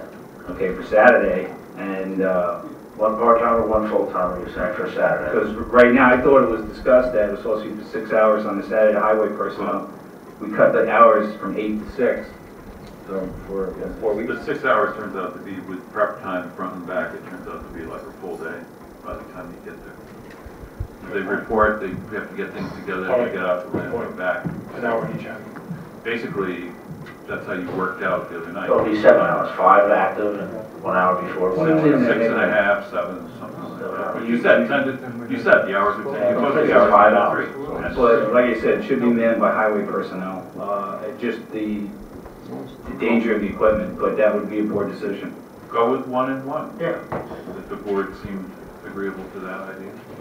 So it's for 7 hours per Saturday? One part-timer for the next, Quite honestly, 5. I'd rather have the 2 part-timers out in the field during the week collecting leaves. That's a separate issue. Right. Separate. And have 2 highway personnel at the compost.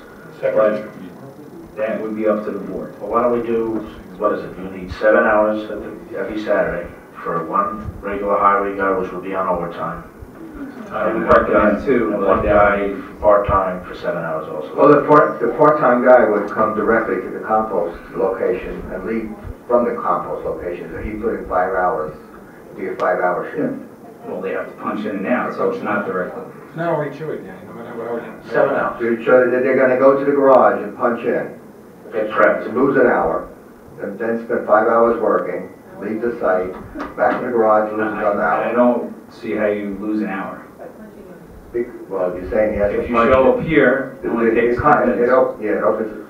So it's only a half hour each way. There's really no prep involved. You open So the how- gate and... The part-time guy, how many hours do we need him for a Saturday? Again, I would recommend to highway personnel, but that's board decision. Okay. Let's just say we're talking about We're part-time. talking about one full-time guy, and if we want to count up the cost of a full-time guy on overtime versus a part-time guy at $14 an hour, it's a big difference. Again, that would And be... we want, we want to make this service available, but if it gets, if the price of it gets beyond what we really want to pay, maybe people got to take care of the leaves other way. You know, so No, that would be compost. we're negotiating how much we're going to pay for this. Again, that would be board decision. I can only recommend it. Yeah, when, So my question was, how many hours does a part-time guy have to put in there? 5 or 6, what do you think, Tom? It would be the same as if the board decided to do what you call part-time or a full-time highway employee. It would be the same hours. Why would it be different? Why would it be 7? What time would he arrive at the highway garage? What time would he get to the compost facility? And what time would he leave the compost facility? And what time would he leave the highway garage?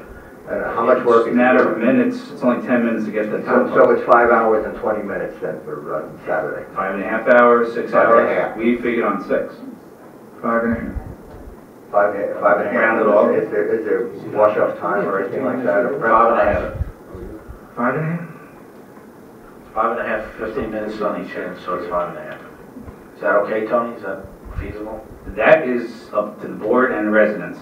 The residents come to compost and it's very busy. No, I understand. I'm talking about the hours, that's all. Again, that's a board decision. But On your estimation, how much time would they need on either side? You want 6 hours? 6 hours is what we talked about the other day. 6 hours. That's reduced from 8 hours. Okay, 6 hours. Because there was a, what you call it, the question of saving money. So it's 6 hours Yeah, for so that's overtime and 6 hours of a part-timer. That sounds fair. right, so Again. the full-time is 266. Right, but Tony does And how many, we're gonna do this for 5 Saturdays? 5 Saturdays. So the cost of the highway budget on the time and a half line is gonna be $1,300, $1,400. How's the fund right there? You could, I think that amount of money you could afford to do, and then the additional part-timer will be, you know, a small amount. Okay. So if you do that, as you said, the 6 Tony makes a hours, valid point, yeah. 6 hours, five times, Again, that would be a board decision. That's separate issue. one highway guy One part-timer. and one part-timer for the compost. Okay. Okay, that is affordable within the budget. I'll make the motion. Do we need a motion for that, Harley? Yeah, but I think, yeah, as long as Peter is looking, doesn't Peter give us a full price of what it would cost so the public knows exactly what we're going to pay for it? The full-time we got at $1,300 for the 5 weeks, right? And how much for the part-time person? We're gonna have a part-time guy, 6 hours. At $14. Yeah, that's $420. That's $84. So we're gonna bring the whole times thing in, the whole thing comes in for less than $2,000. Yeah, how much for the part-time guy? About $840. Say it again. $420. $420, I'm sorry. Okay. So it's probably less than $1,800. Yeah, 1754, So it's 1,800. But it's in that part, the DA budget can certainly stand that expense. From a budget, Okay. we'll make the motion, Peter, do we have to put a price on it when we make this motion for budgetary? I think just approve Just the the days. hours. Okay. So I'm sure the public will appreciate it. So it's highway's understanding that it's one full-time highway and one part-time. That's reasonable. Right, for 6 hours each and working from, the facility's open from 10 a.m. to 3 p.m. Yeah, during budget time, I thought we reduced the amount of hours to save the money and have 2 highway guys attend the compost. Okay, so that's what Yep. we got. Yeah, but that moves it from $420 to $1,300. So, But, all right, so I'll make the motion that we have the compost facility open on 5 Saturdays from 10 a.m. to 3 p.m. and hire a part-timer for $14 an hour to cover that 6-hour shift each Saturday, and for Tony to use one of his highway employees to cover the 6-hour shift on Saturday for time and a half. I'll second it. Call the question. Aye. Aye. We also need a motion. Gentlemen, we had discussed this in budget. Dennis, I know you were there for this. We discussed it in detail.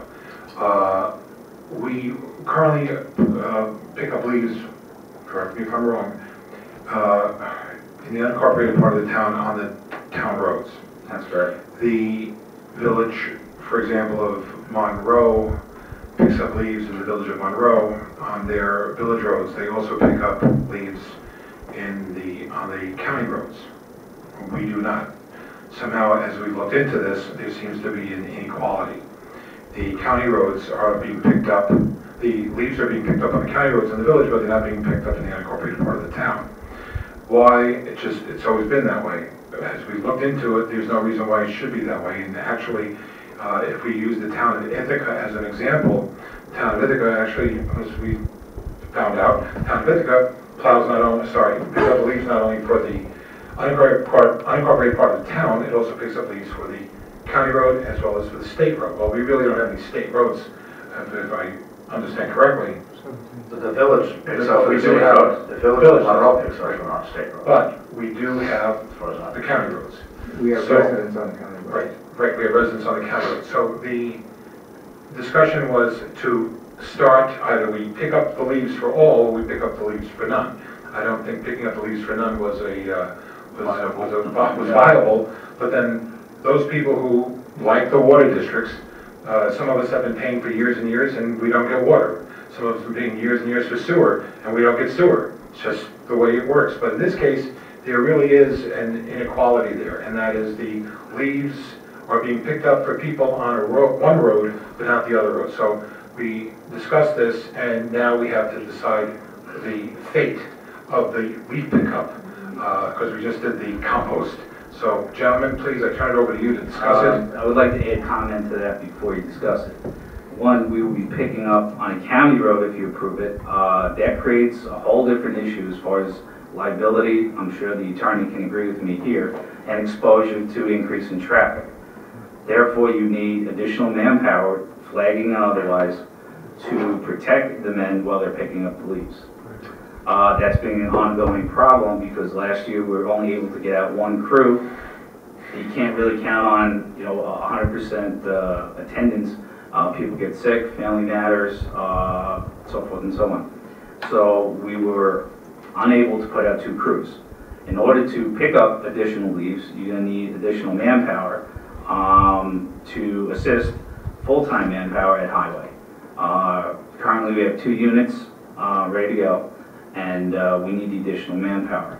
I would suggest something like we do with snow plowing, have a pool of part-time personnel to assist highway to pick up leaves at the hours and amount that you said. Currently it's $14 an hour, I believe. Yeah, 20 hours a week 20 hours a week.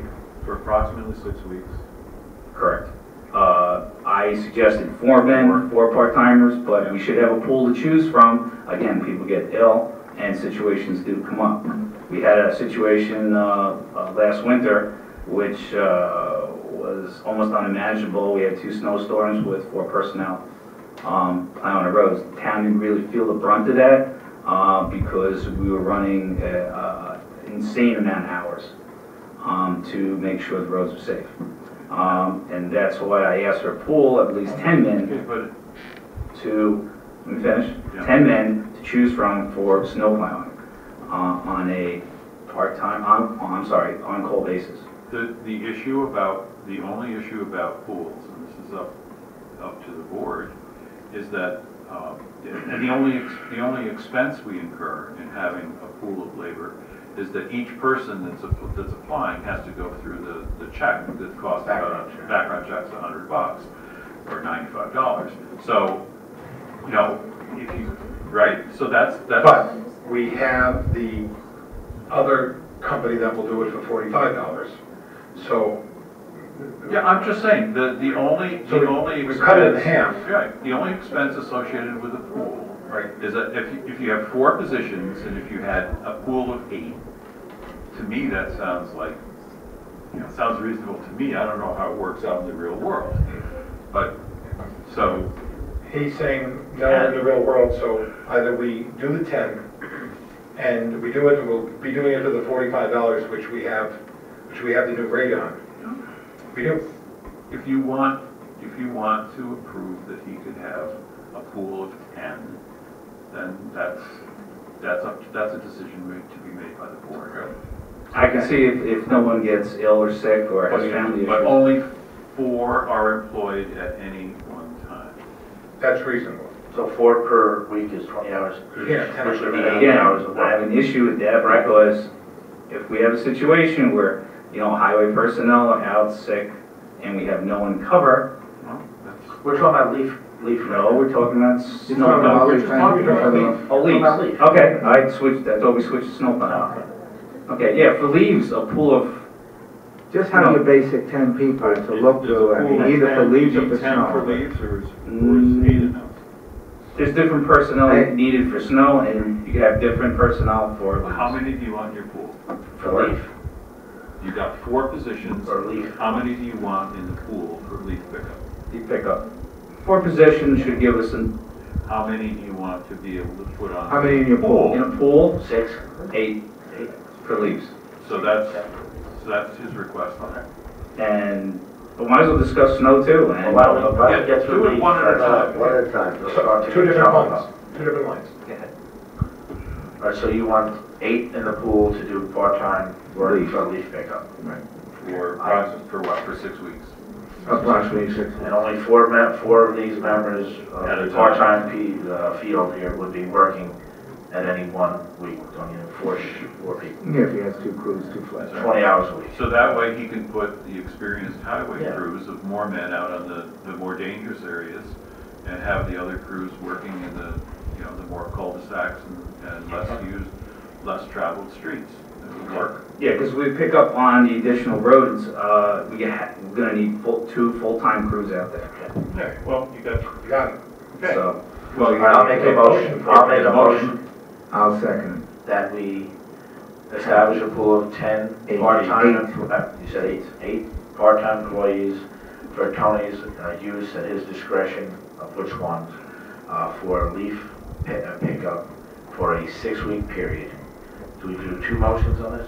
or, 2 motions on this, or just one? it. Just one let me motion. just interrupt for a second. Okay, Or I'd say 6 weeks if we have additional, well, let's do it for now. We could always revisit it. I just want to open it up that if we need another week or 2. Okay, we'll all revisit that. Come back. For 6 weeks, Right. for a crew of 4 of the part-timers to be used during any one week at 20 hours per employee, part-time employee, for leaf pickup. I'll second it. You have a little discussion? Good. Okay. How's the process? How will you select the 8 people? Do we put an ad in the paper? Do they have to fill out a town application and a county application? It's already done. What do you mean? Application was done, the rest, they're just in the. Did you put an ad in the paper? Yeah, put an ad in the That's paper. in the paper. And how many applicants did you get? Right now, I believe 10. I'm not sure. Yeah. I believe Bobby told me that there was about 10 applicants. And those applications have been brought over to Human Resources, Yes. correct? Okay, so they filled out town applications, they have to fill out a county application also? Yes. That's the And town is policy. there any kind of What a do you have to back, do? It's illegal for us. any kind of a background check? There has to be. Yeah, Human Resources handles that. Yeah. Okay. So, All right, thank you. motions on the floor. Call the question. Aye. Tony? Okay. One question. You Either one? Yeah, let me say, What is the bill on that? I know it's less per man per hour, It's so like, it's reasonable, but just The curious. additional We need to expense do that it. you're throwing in is like $6,700. Okay. So if somebody, Tony didn't It's think. less than Tony needs the $7,000. manpower. Somebody had made a suggestion that we have town board meetings every 2 weeks, but that we have town board workshops where there wouldn't be filmed, it'd be a little more informal, maybe even the public could participate, and stuff like this could be discussed instead of having it at a town board meeting where we have, we just spend 20 minutes on something, we're boring the hell out of the public. This isn't good show business. However, I think they're well informed. I think we should set up town workshops, maybe every other week, to work things up so that when we get to the town board meeting, all this stuff is already, we've got to figure it out, what we want to do with it, and the public will have the chance to chime in, and then we can move along a little more quickly.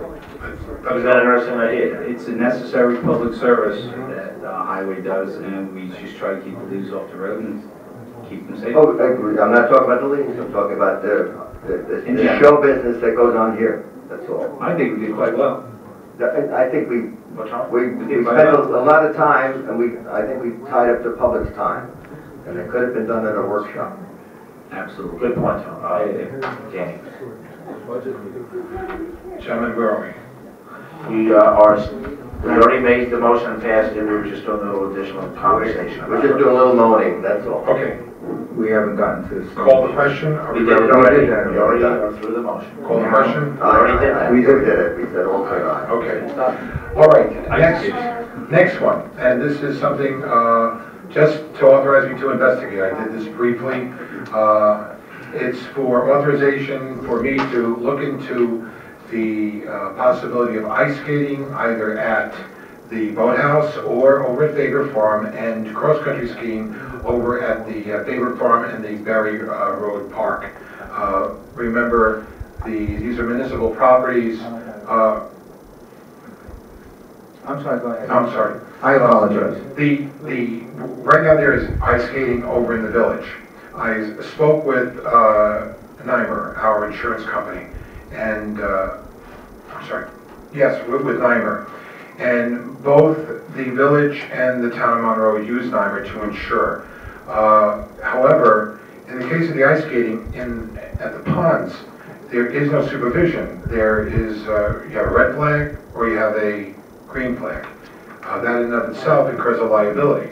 However, there's nobody to attend it.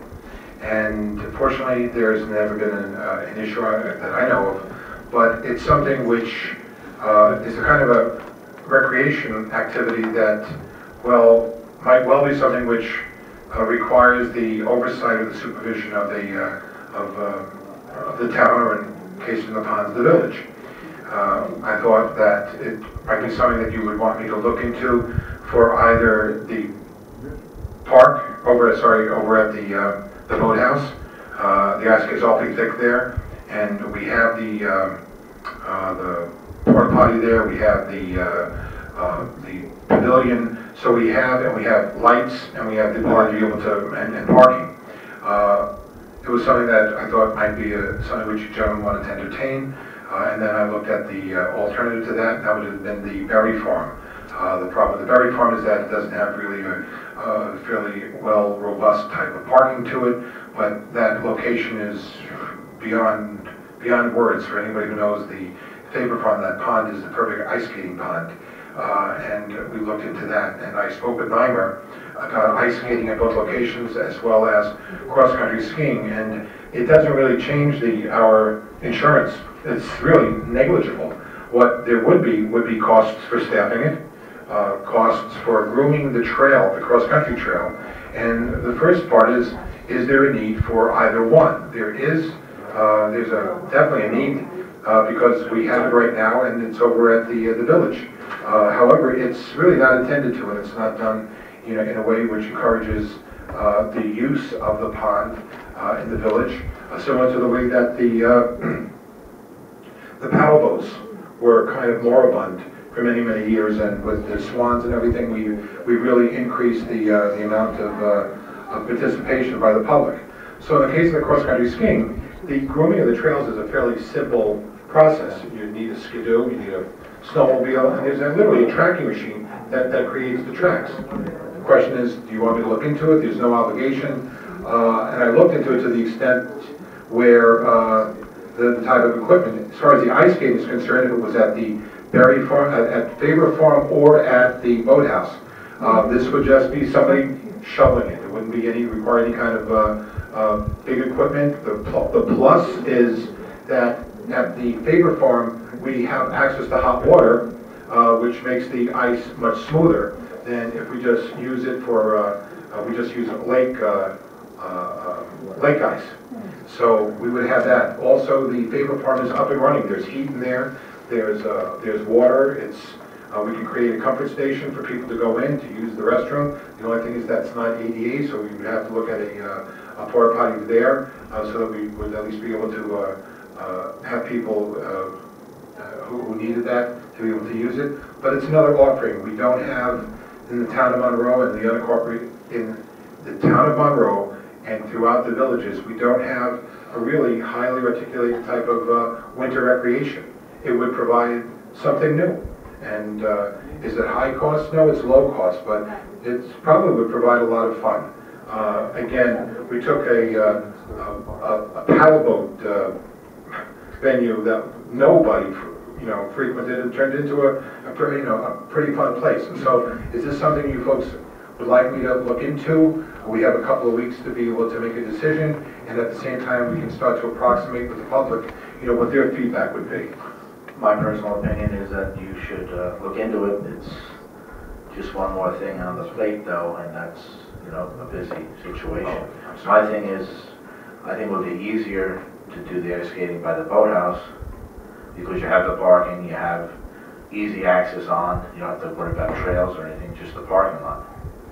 I think that would be an easier go ahead. Maybe you want to do that this year. And here's the other thing. That would require then the highway to have to plow that area. Do it anyway. I'm just mentioning it. We have to be. Well, I think you should you do it anyway. Emergency vehicles. Is the lake free? And actually keep it open for fire department for drafting purposes. Okay. And the only other thing is you need someone to test the ice because the outflow keeps the ice pretty thin. I don't know if that.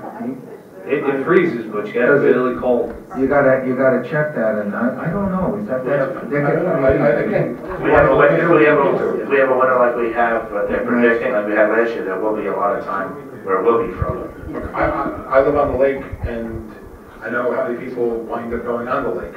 However, that part that you mentioned about the outflow is something which we'll look at, because people can walk out onto the dock, and I would say that would be a safer place to have it, only because emergency vehicles, God forbid, if something happened, are readily available. Going to the Faber Farm and trails could be a disaster. The other issue is if someone's way out on a trail there, I've walked them, a lot of people walk them, it's not easy if someone goes down, breaks a leg or something. And they might be there for a while if they don't have people looking. Not only that, you're looking on at least 2 or 3 snowmobiles. They have to be first aid equipped. It's almost like having a ski school.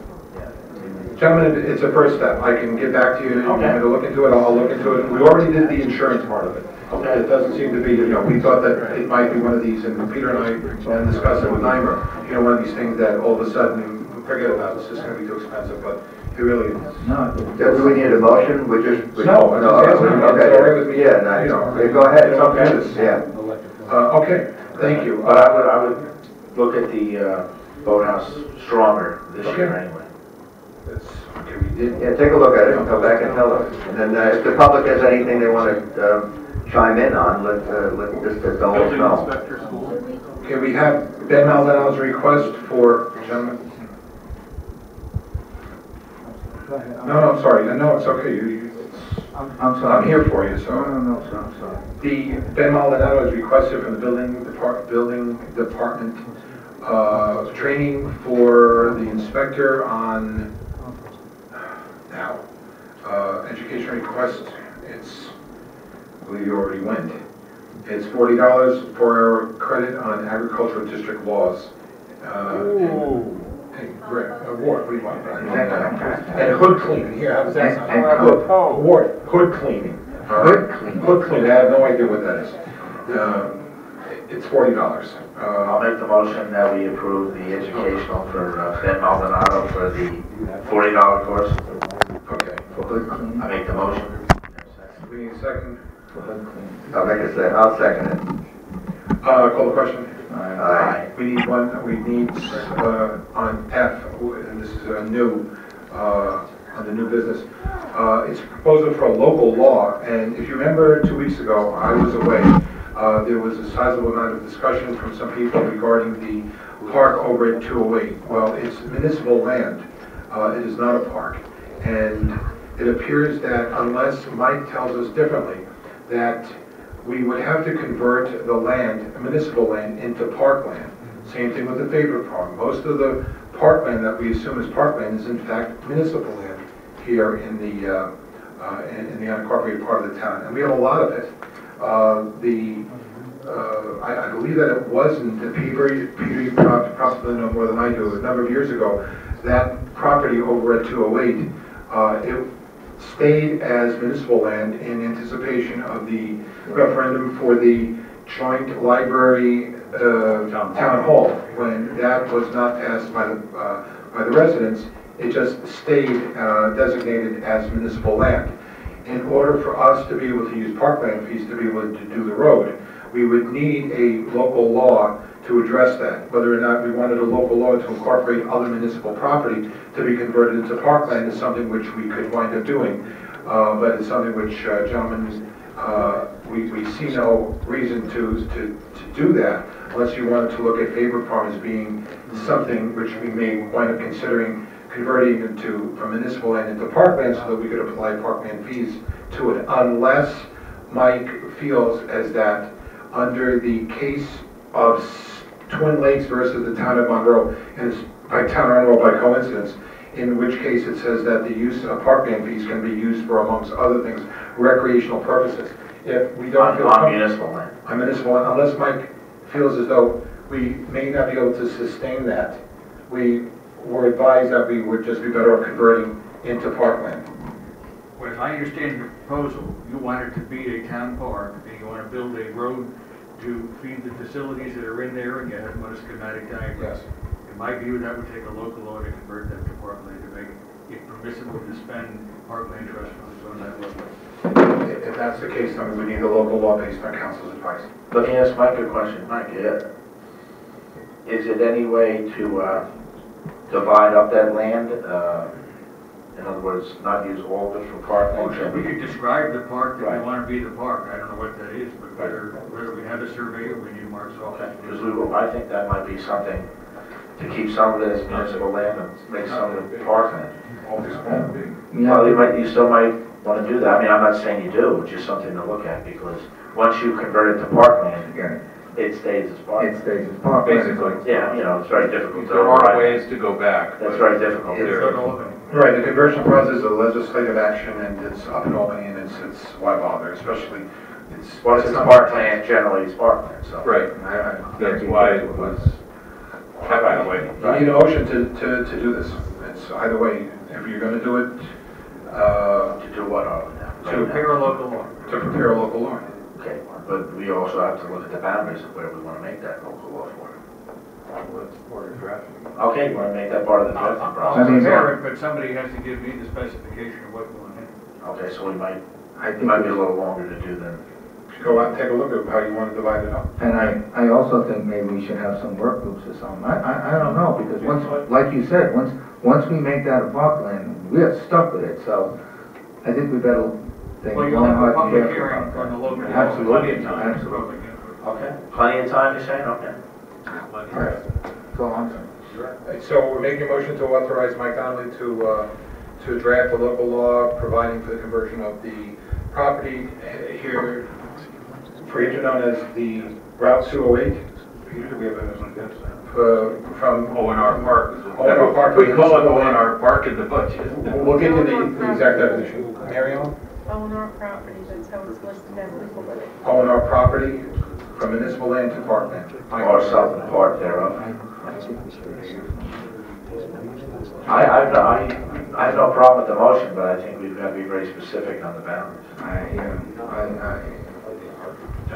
I'll make the motion that Mike, or the town attorney, draws up a local law in order to convert the municipal property known as Orange Rock and Or portions thereof, we still have a Property. hearing on it.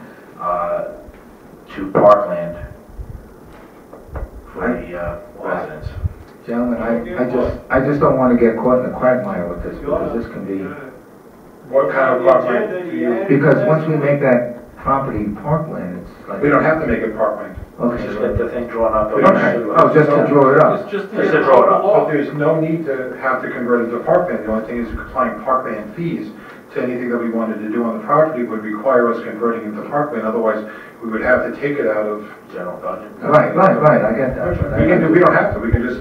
Just No, authorizing the attorney to. Okay, draft Okay, it. to draft up the local law number, Okay, whatever it is. They have to be ready for that? pay that.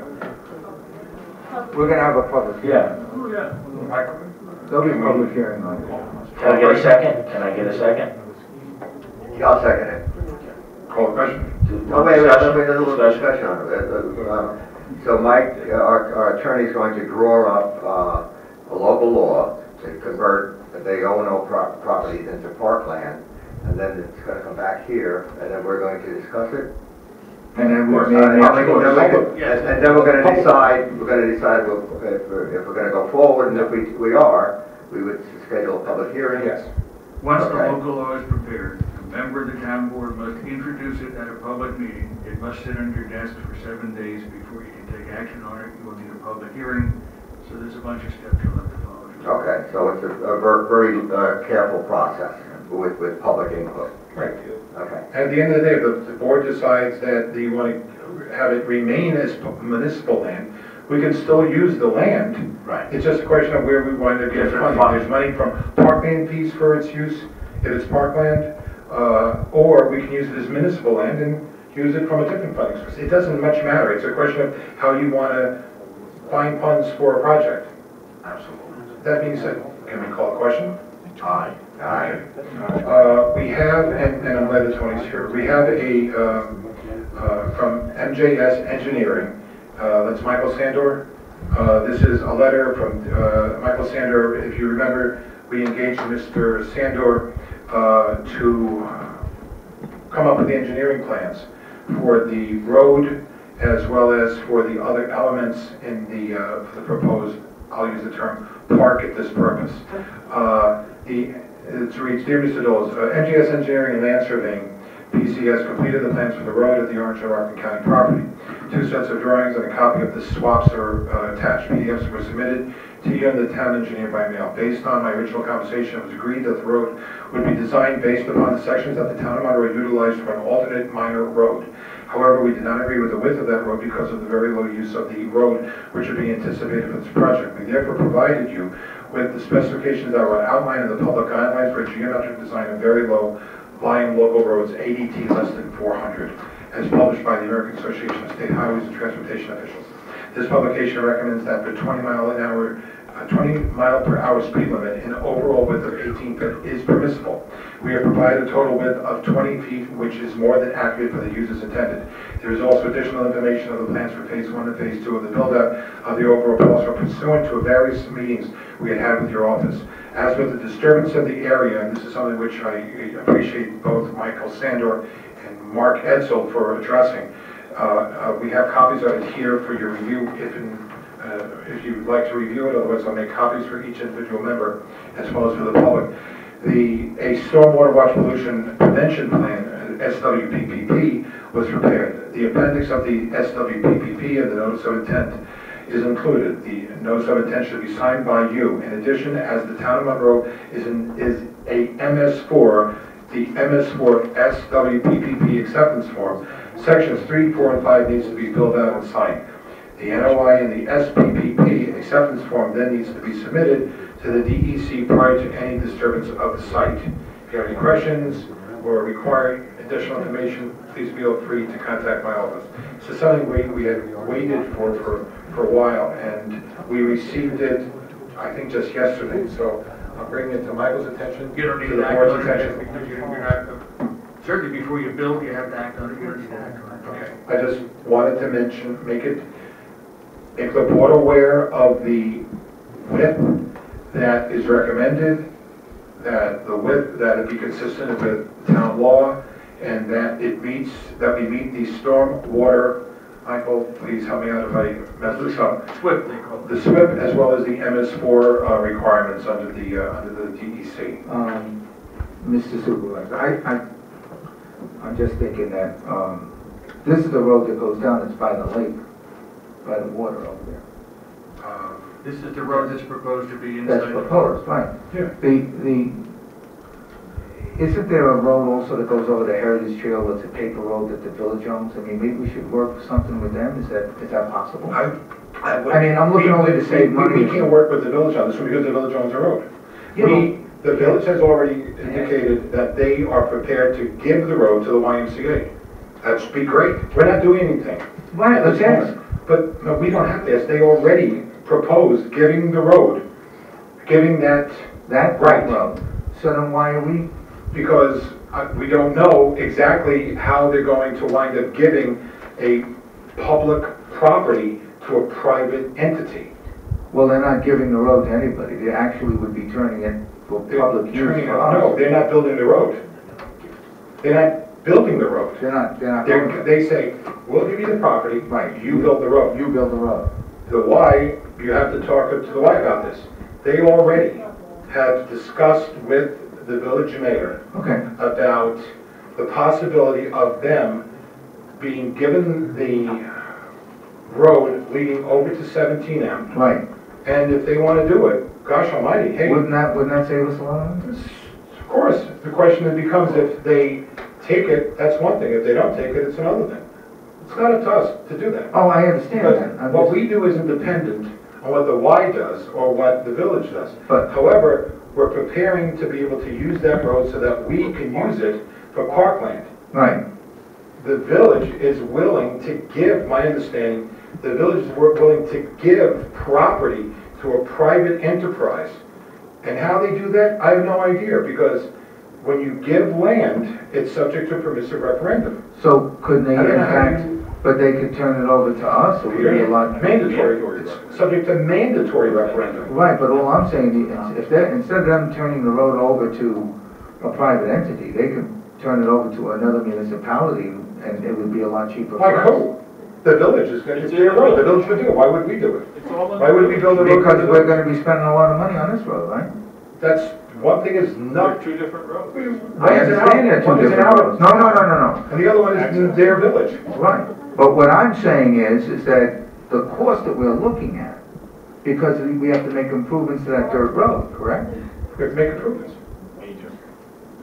That's what I'm saying. Do you want to park or not? No, do you wanna spend all our money? What money?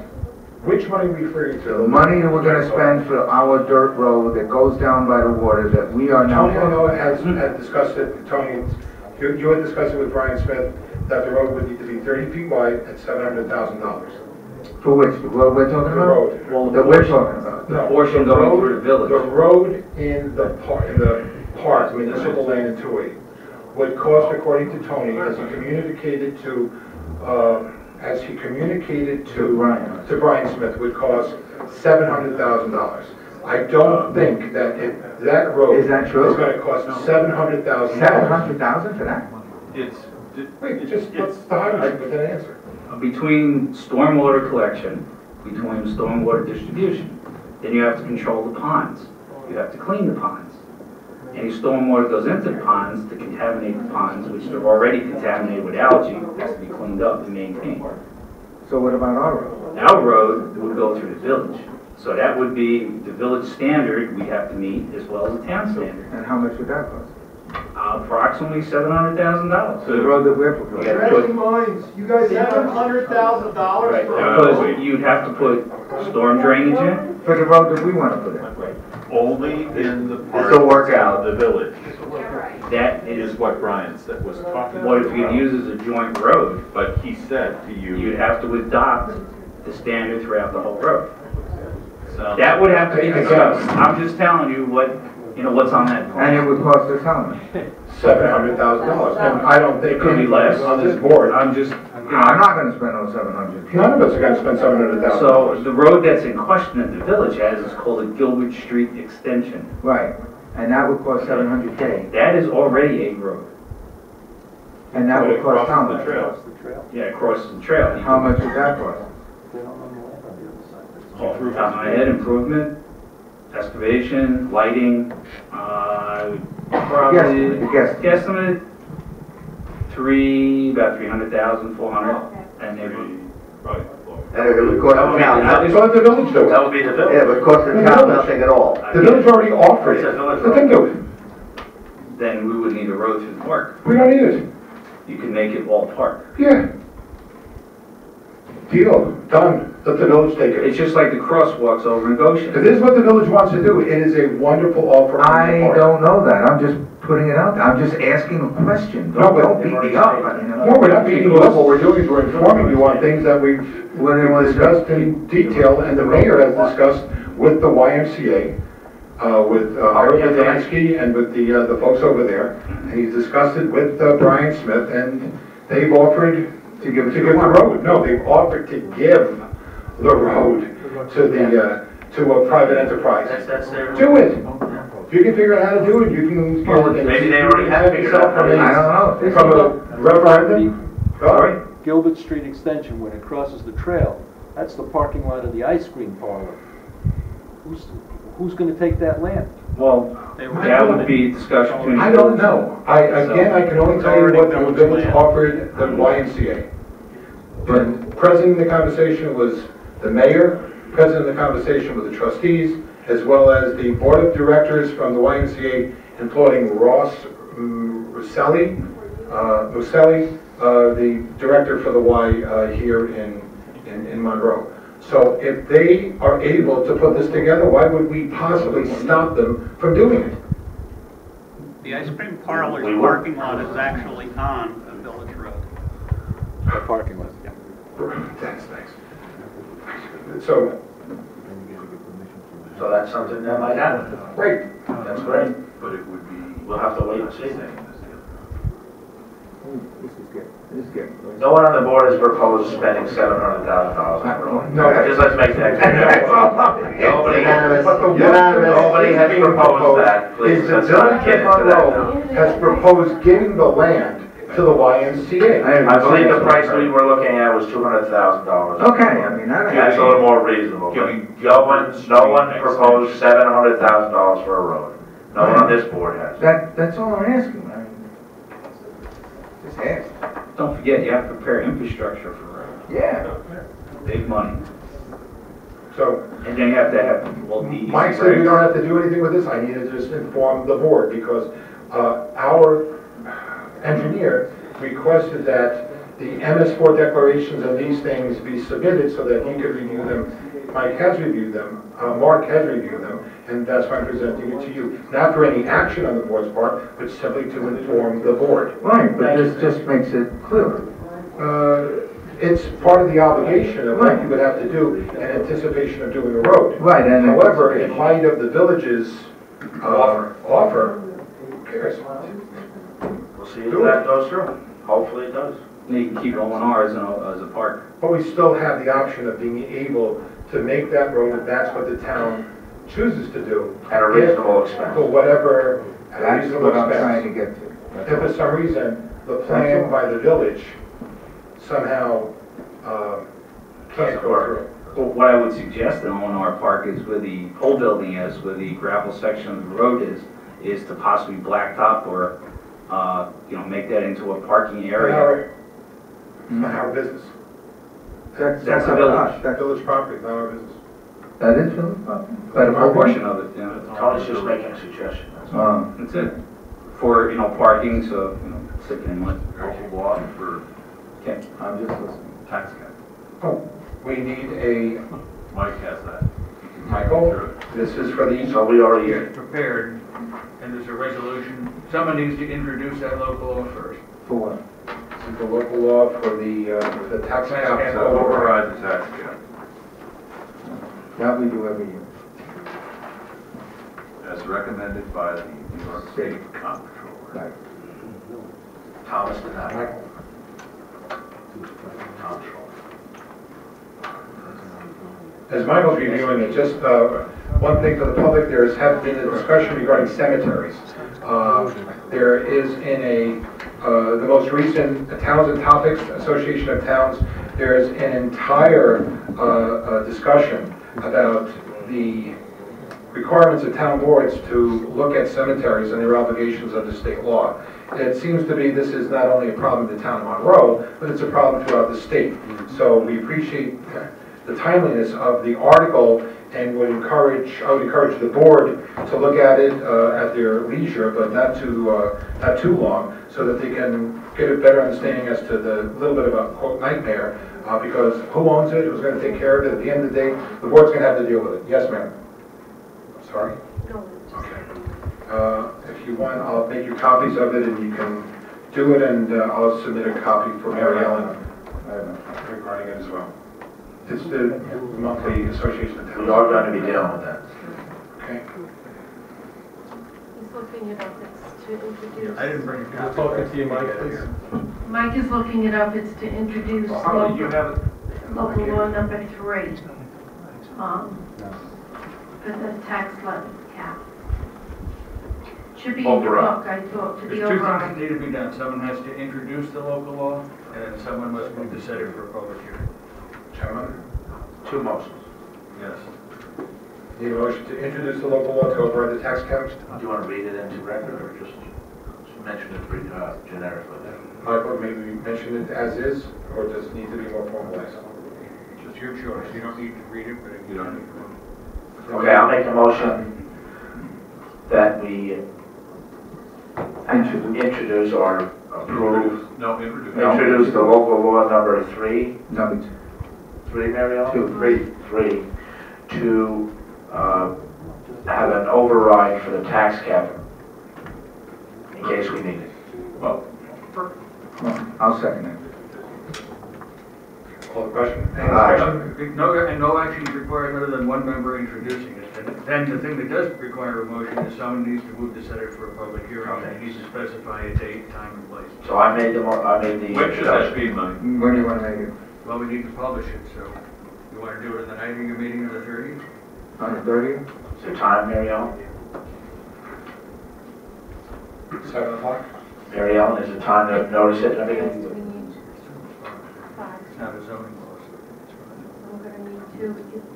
The notice I already sent for the 30th is there and ready to publish. we better do it the meeting after. I think we need, yeah, I The think you're third? right, Mike. We'll do it for the November 6th. We could actually do it the night of the public hearing for the budget and the town board meeting.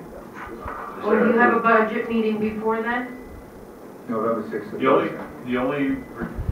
The requirement is that you adopt the local law prior to adopting the budget. Well, the budget's not, But the public hearing for the local law, Mike, that could be on the same night that you Yep, just vote on it first.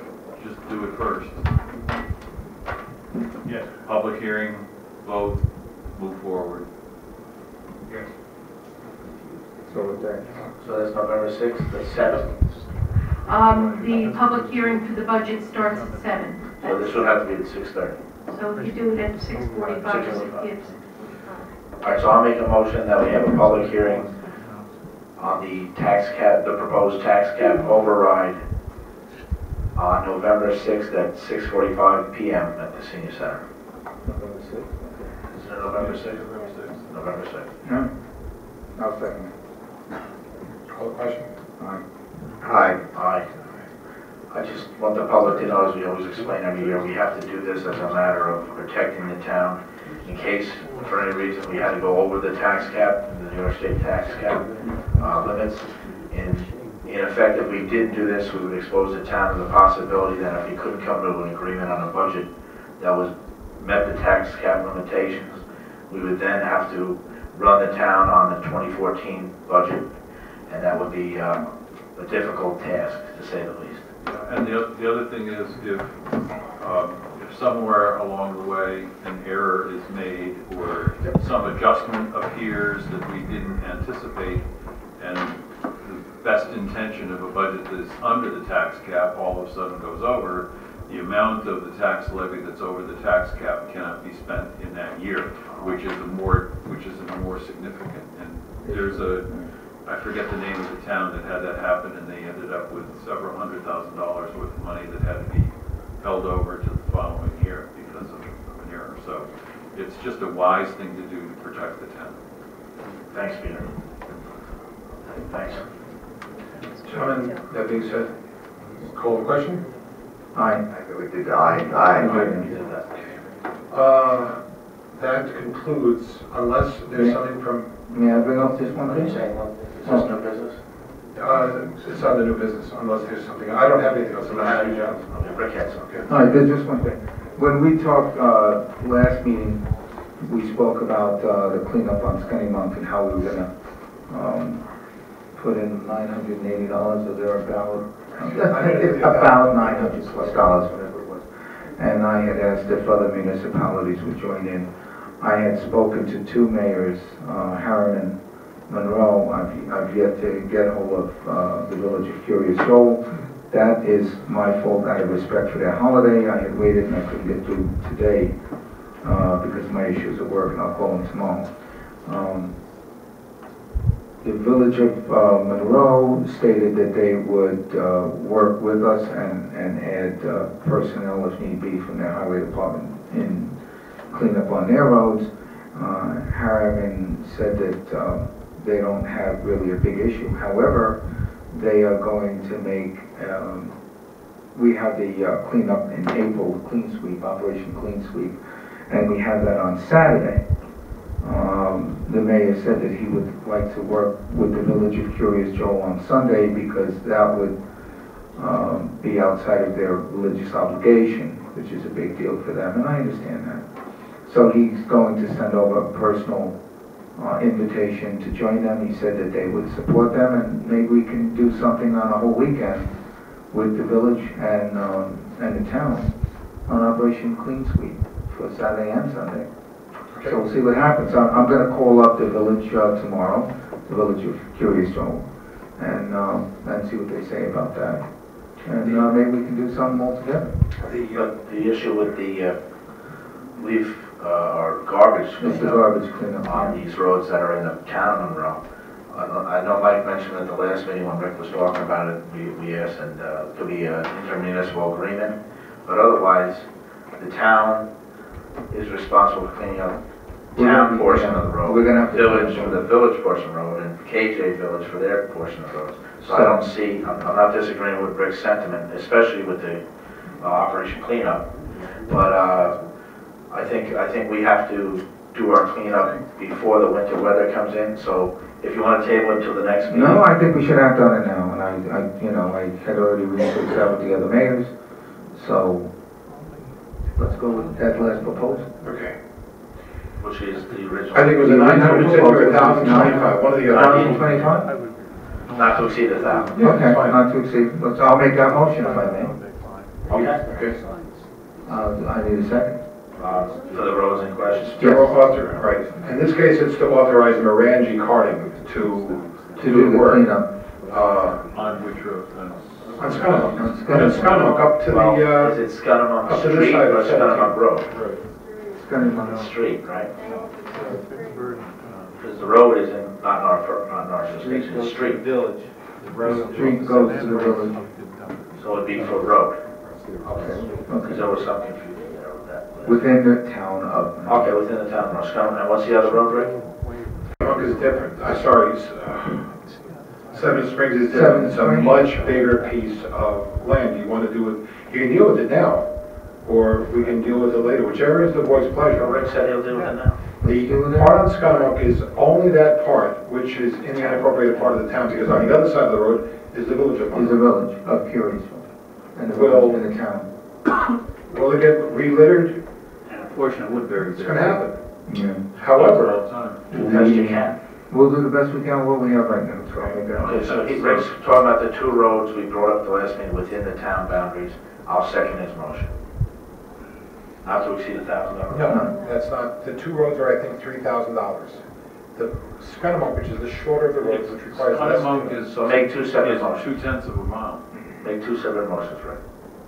All right. One for Scunnamunk. Scunnamunk, and second is. That's not to exceed $1,000. Not to exceed 20%. 1,000. 20%. 0.21 miles. Scunnamunk. Is that, I don't think it's is that price, Harley, was that not to exceed $1,000? I thought that was like 9. 1,050 or 1,025. I'm sure they're not gonna pick over $50. No, I don't think so. That's a dollar a foot. 1,050. Not to exceed $1,050. This issue is a yearly issue. It happens every year. And it's a yearly issue? There's, at this point, Even if you decided, if the town decided to put a fence up, they would dump in front of the fence. they'll just dump in front of the fence. If you like to catch who's doing it, you can put animal cams up. And if we, And the offenders, there's signs out there, and it's already noted, $10,000 fine. we have. That would be my suggestion. We have the signs, and The enforcement is we're on the first part of the motion, so we can discuss anything else other than that. Let's talk about the motion we have on the table. Okay, Let's spend $1,000. $1,050, because that's the. Call the question. Or Mr. Supervisor? Call the question. Thank you. Aye. Aye. Aye. Now, do you want to deal with Seven Springs? You can deal with that. I believe. Make I'll that? make the motion for Seven Springs. Peter, you're gonna have to help me out here. I thought it was 2,025, I know something in that For area. Morangi Garden to clean up Seven Springs on the town portion I of don't that remember road. what their number was. Table it until 2 weeks from now. We'll get an answer then. We'll get the exact number. I think it should be inspected first, to see how much you really need to clean up. We'll table it for 2 Tony went weeks. out. We'll Tony table it went for out. 2 weeks. He gave us a price. We'll take it for 2 weeks. No, Tony went out. That's not, Tony's not a town representative. Seven Springs is the bigger problem than Scunnamunk. I'll go out with Mr. Morangi or Mr. Completo, I'll look at it. Yeah, we took a look at Scunnamunk, and, but we haven't taken a look at Seven Springs. No, that's not correct. Actually, we took a look at Scunnamunk and Seven Springs. Tony Completo went out, he gave us a price on both. I'm talking, let me rephrase that. I personally That's good. looked at Scunnamunk. I didn't look at Seven Springs. We'll table it for 2 weeks. And then Hold we'll on, isn't it? We'll table it for 2 weeks and then we'll revisit it. Give all the town board members time to look the roads over and see if they feel the price is right.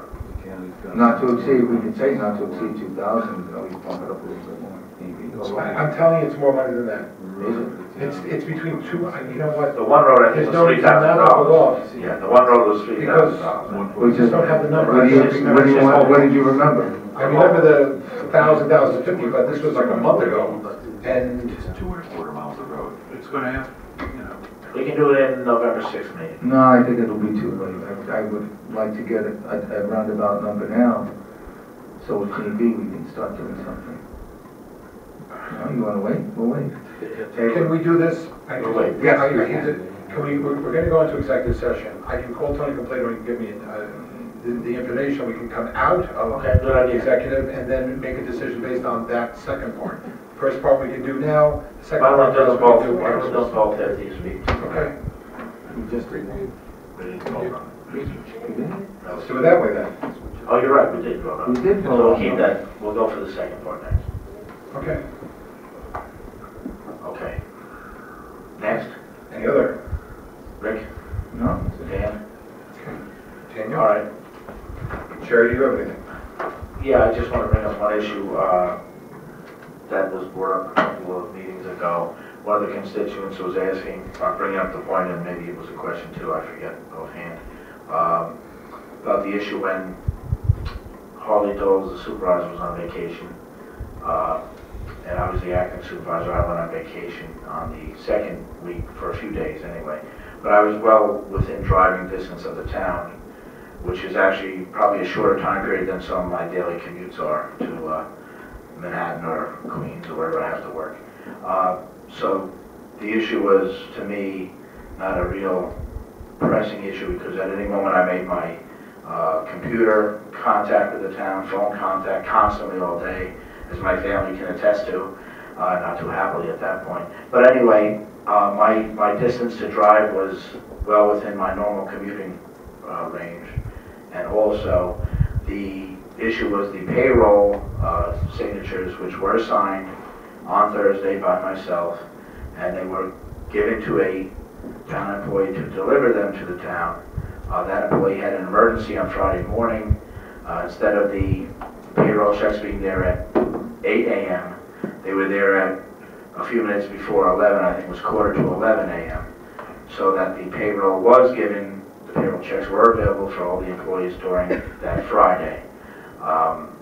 So the issue of the payroll checks, I just wanted to clear that up for everyone. And an unforeseen emergency made them a couple hours later than normal. Normally they were there at 8, 9 in the morning, but they were there at 11 in the morning. So I don't think that was too much of a burden for the employees of the town. And I just wanted to clear up that issue. This was brought up at the town board meeting a few weeks ago. I guess about a month ago. Thank you for that time. Okay. That being said, we need a motion to return to executive session and attorney-client to discuss one, a collective bargaining agreement for the Dial of Us, as well as park property. Is there any legal issues with the theater at all? Can we discuss that? Or that we can discuss, contract for the movie theater. Right. Okay. I'll make that motion that we go into executive and attorney for those issues mentioned. I'll second. Any discussion? That being said, call the question. Aye. Ladies and gentlemen, thank you very much. We stand adjourned. No, we're not.